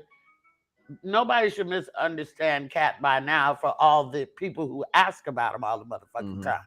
Like, clearly everybody's obsessed. Why is this? Because he's an enigma, and because you can't figure him out, and because you can't get that close and all that stuff. Like, every motherfucking interview I do, somebody's asking me about Cat, which is great because I feel like I'm a good representation of the brother. You know, I think he's a fucking great guy. He's super, super talented, intelligent. Yeah. Just for context. Thank you, Anything But the Norm. Thank you so much for the super sticker. Listen, this is gonna round this whole shit out, and I'm gonna get off of here because I ain't trying to be on here all night. But this right here is gonna round this whole shit out. There's real and there's reality. The real is Cat Williams is who y'all think Kevin Hart is. Reality tells you that Cat Williams is bad and Kevin Hart is good. Really quickly, let me go back and show you this. This is what Kevin Hart said with that dingbat doggone Tiffany Haddish standing by his side. This is what he said. Hold on. I want y'all to hear this. I want y'all to hear this. Bad. My frustration with Cat Williams comes from you keep pointing at Hollywood. Hollywood this, the white man, this, and this. When do you take responsibility for your actions? You had the shot. Cat was in that position at one point. You were the guy. Yeah. You were set up to be the star. You didn't show up to work. You fucked off promo shoots. You fucked off your promo fucking trips that they had set up for you. You became a risk to the studios, which is why the studios stopped fucking with you. Why was he a risk? He chose drugs. Oh, okay. Take And only because he said it. Let's move on. responsibility for what you chose and say, you know what? I got to fix me and I'm going to come back and I'm going to stand up for comedy. Mm-hmm. So when you say Tiffany Haddish doesn't deserve or isn't really a comedian and these other women have worked hard, which they have. Mm-hmm. Shouts out to Melanie Camacho. Shouts out to Lou Nell. Mm-hmm. Shouts out to Leslie Jones, who are all underneath the umbrella of Cat Williams. Cat Williams, have you ever used your platform to fucking bring the people that were under you up? Mm. You haven't. So because you haven't, don't shit on those that now are. I've used my platform and I brought my guys and girls up. Mm-hmm. The brand of Kevin Hart is a brand that's expanded so fucking far, whether you like me or not. My presence in comedy will forever be felt because I'm a fucking boss. Nah, remember he said that. Remember he said that. The same people he shouted out. Watch what one of the people he shouted out. Shout out Lou Nell. Shout out Leslie Jones. Shout out Melanie Camacho. Look what Lou Nell said. All right, so you toured with so much to talk about. You toured with Cat Williams a lot for years.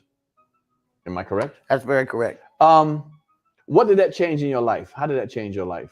I changed everything for me. Okay. Because first of all, I had never been on a tour at all. Ain't nobody asked me to go on their tour for whatever reasons. Fear. And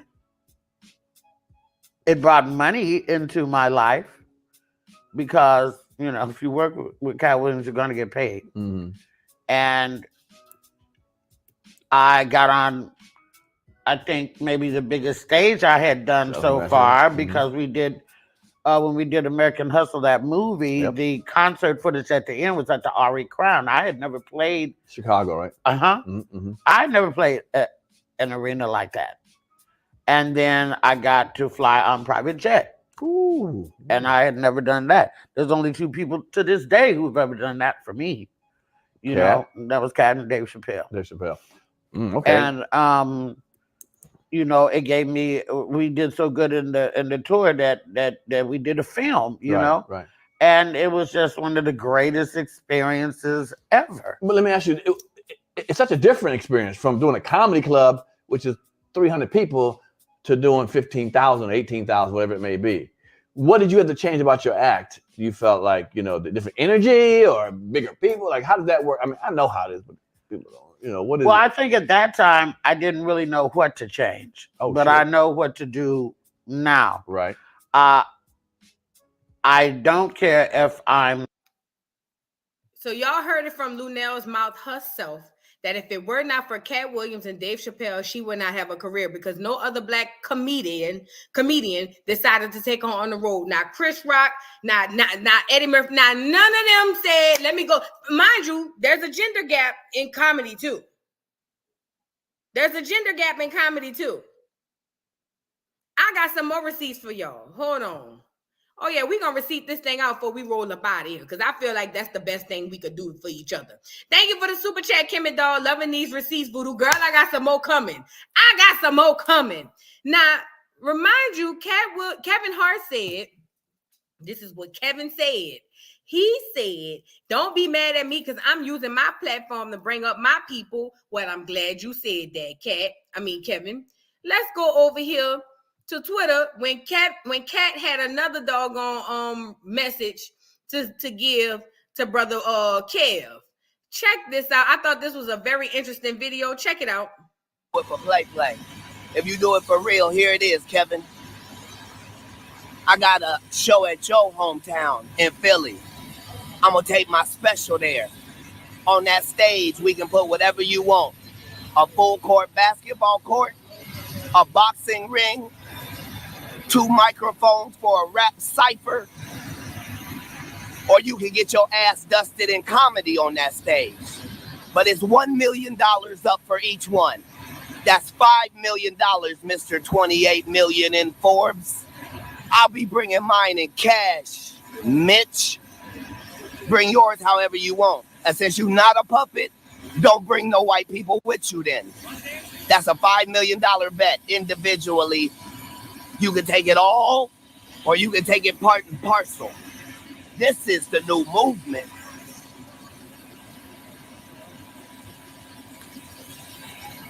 Hey, and tell them plastic cup boys, we make enough money to drink out of real glassware.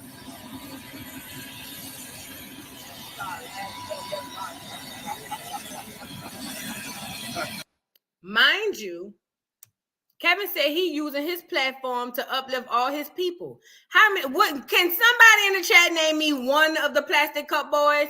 If somebody in the chat name me one plastic cup boy, please. Somebody in the chat name me one plastic cup boy.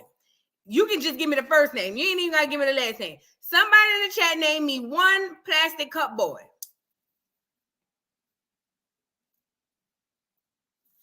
Because I feel like that was big. That part right there, that was a big part. Hey, and tell them plastic cup boys, we make enough money to drink out of real glassware.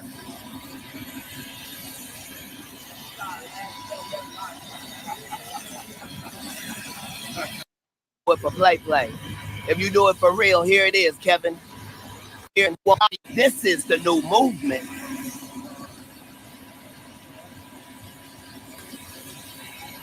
Hey, and tell them plastic cup boys, we make enough money to drink out of real glassware.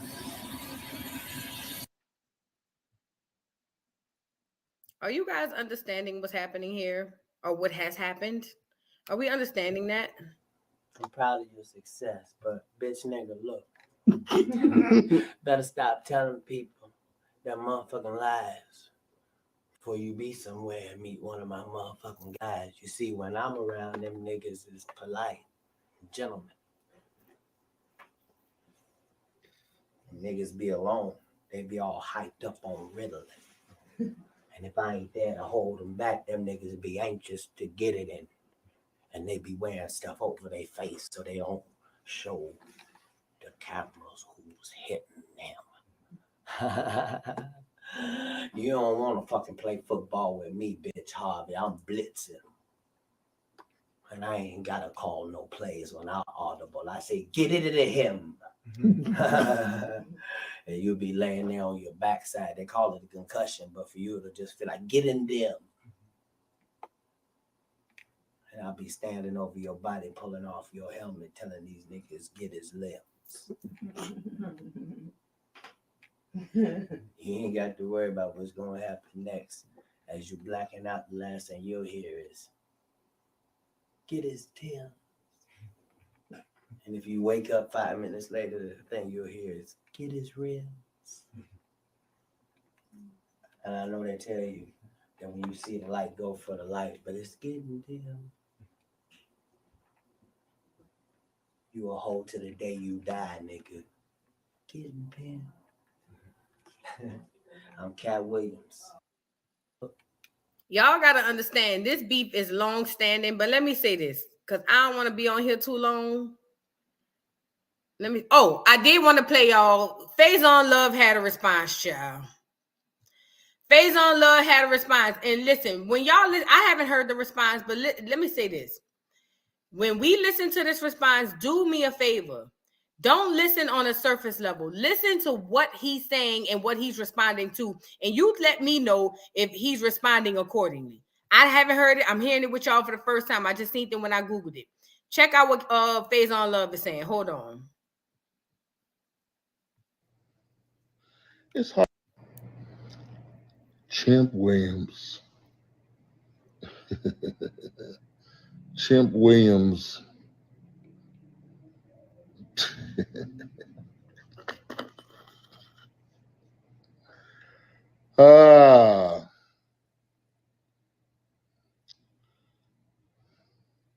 It's hard to address lunacy and hypocrisy, and downright ignorance.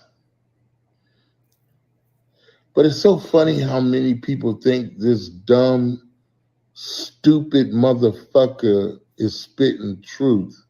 But that's the internet, I guess. You guys want to believe in something so bad. I guess you left God and now you believe in chimps like this nigga who's an actual chimp, and you're not listening to what he's saying. He's actually calling for help. He's calling for help.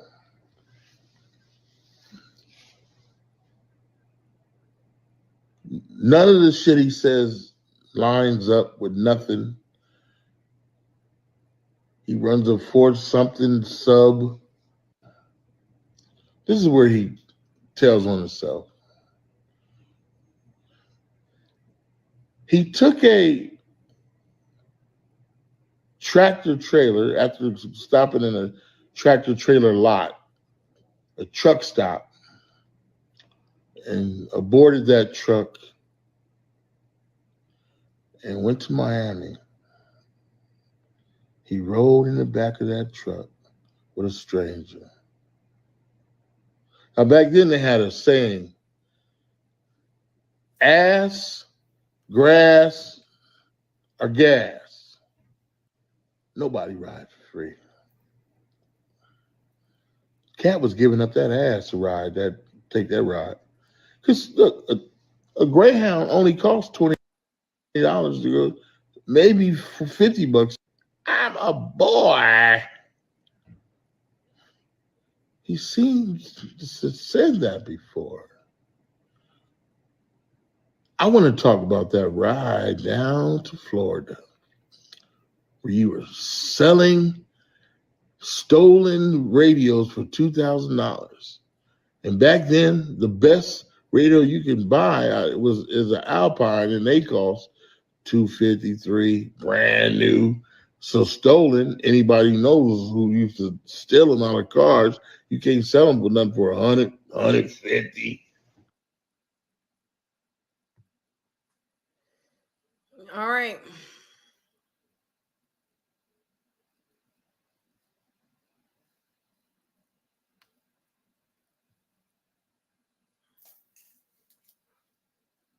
That was Phase On. Ladies and gentlemen, that was Phase On. Phase On love, ladies and gentlemen.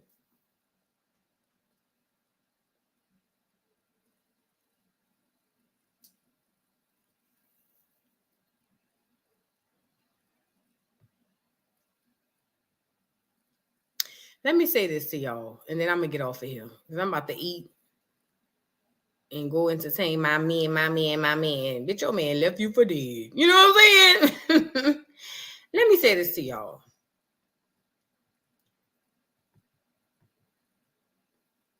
Let me put the picture up here first. Let me do that. Let me put the photo back up here so y'all can really bring home what I'm trying to say. First of all, before I say this, because after I say this, I'm gonna get out of here. Thank you, Val, for the super chat. For the cash app you sent me yesterday. Thank you, Val. Thank you, Miss Keisha, for the cash app you sent me yesterday. Thank you, Philly John, for the cash app. Thank you, Dom John Farm. Thank you so much for the cash app. Thank y'all so much for cash apping me. Thank you to everybody who sent me a super chat. Y'all have no idea how much I appreciate y'all. Y'all don't have to be here, but y'all still here fucking with the dog. I know they got a lot of other people live, so I'm gonna let y'all go so y'all can go see this. And I need to bring this full circle. I truly do. And let me get me down here. I need to bring this full circle so that I can get up out of here. Ask yourselves, when y'all leave this live, ask yourselves why things are the way they are. And y'all probably like, well, what you mean? Ask yourselves why you're told who is good and why you're told who is bad. Ask yourselves deeper questions other than the surface. Oh, Cat Williams exposing a lot of people, said stole jokes, Steve Harvey stole jokes. That's like surface level shit. That's the shallow end of the pool. When you go into the depth of the water, ask yourself why things are what they are. The clear colonizer has been spying and looking and lurking and studying us for years, for centuries, not just years, centuries. Centuries.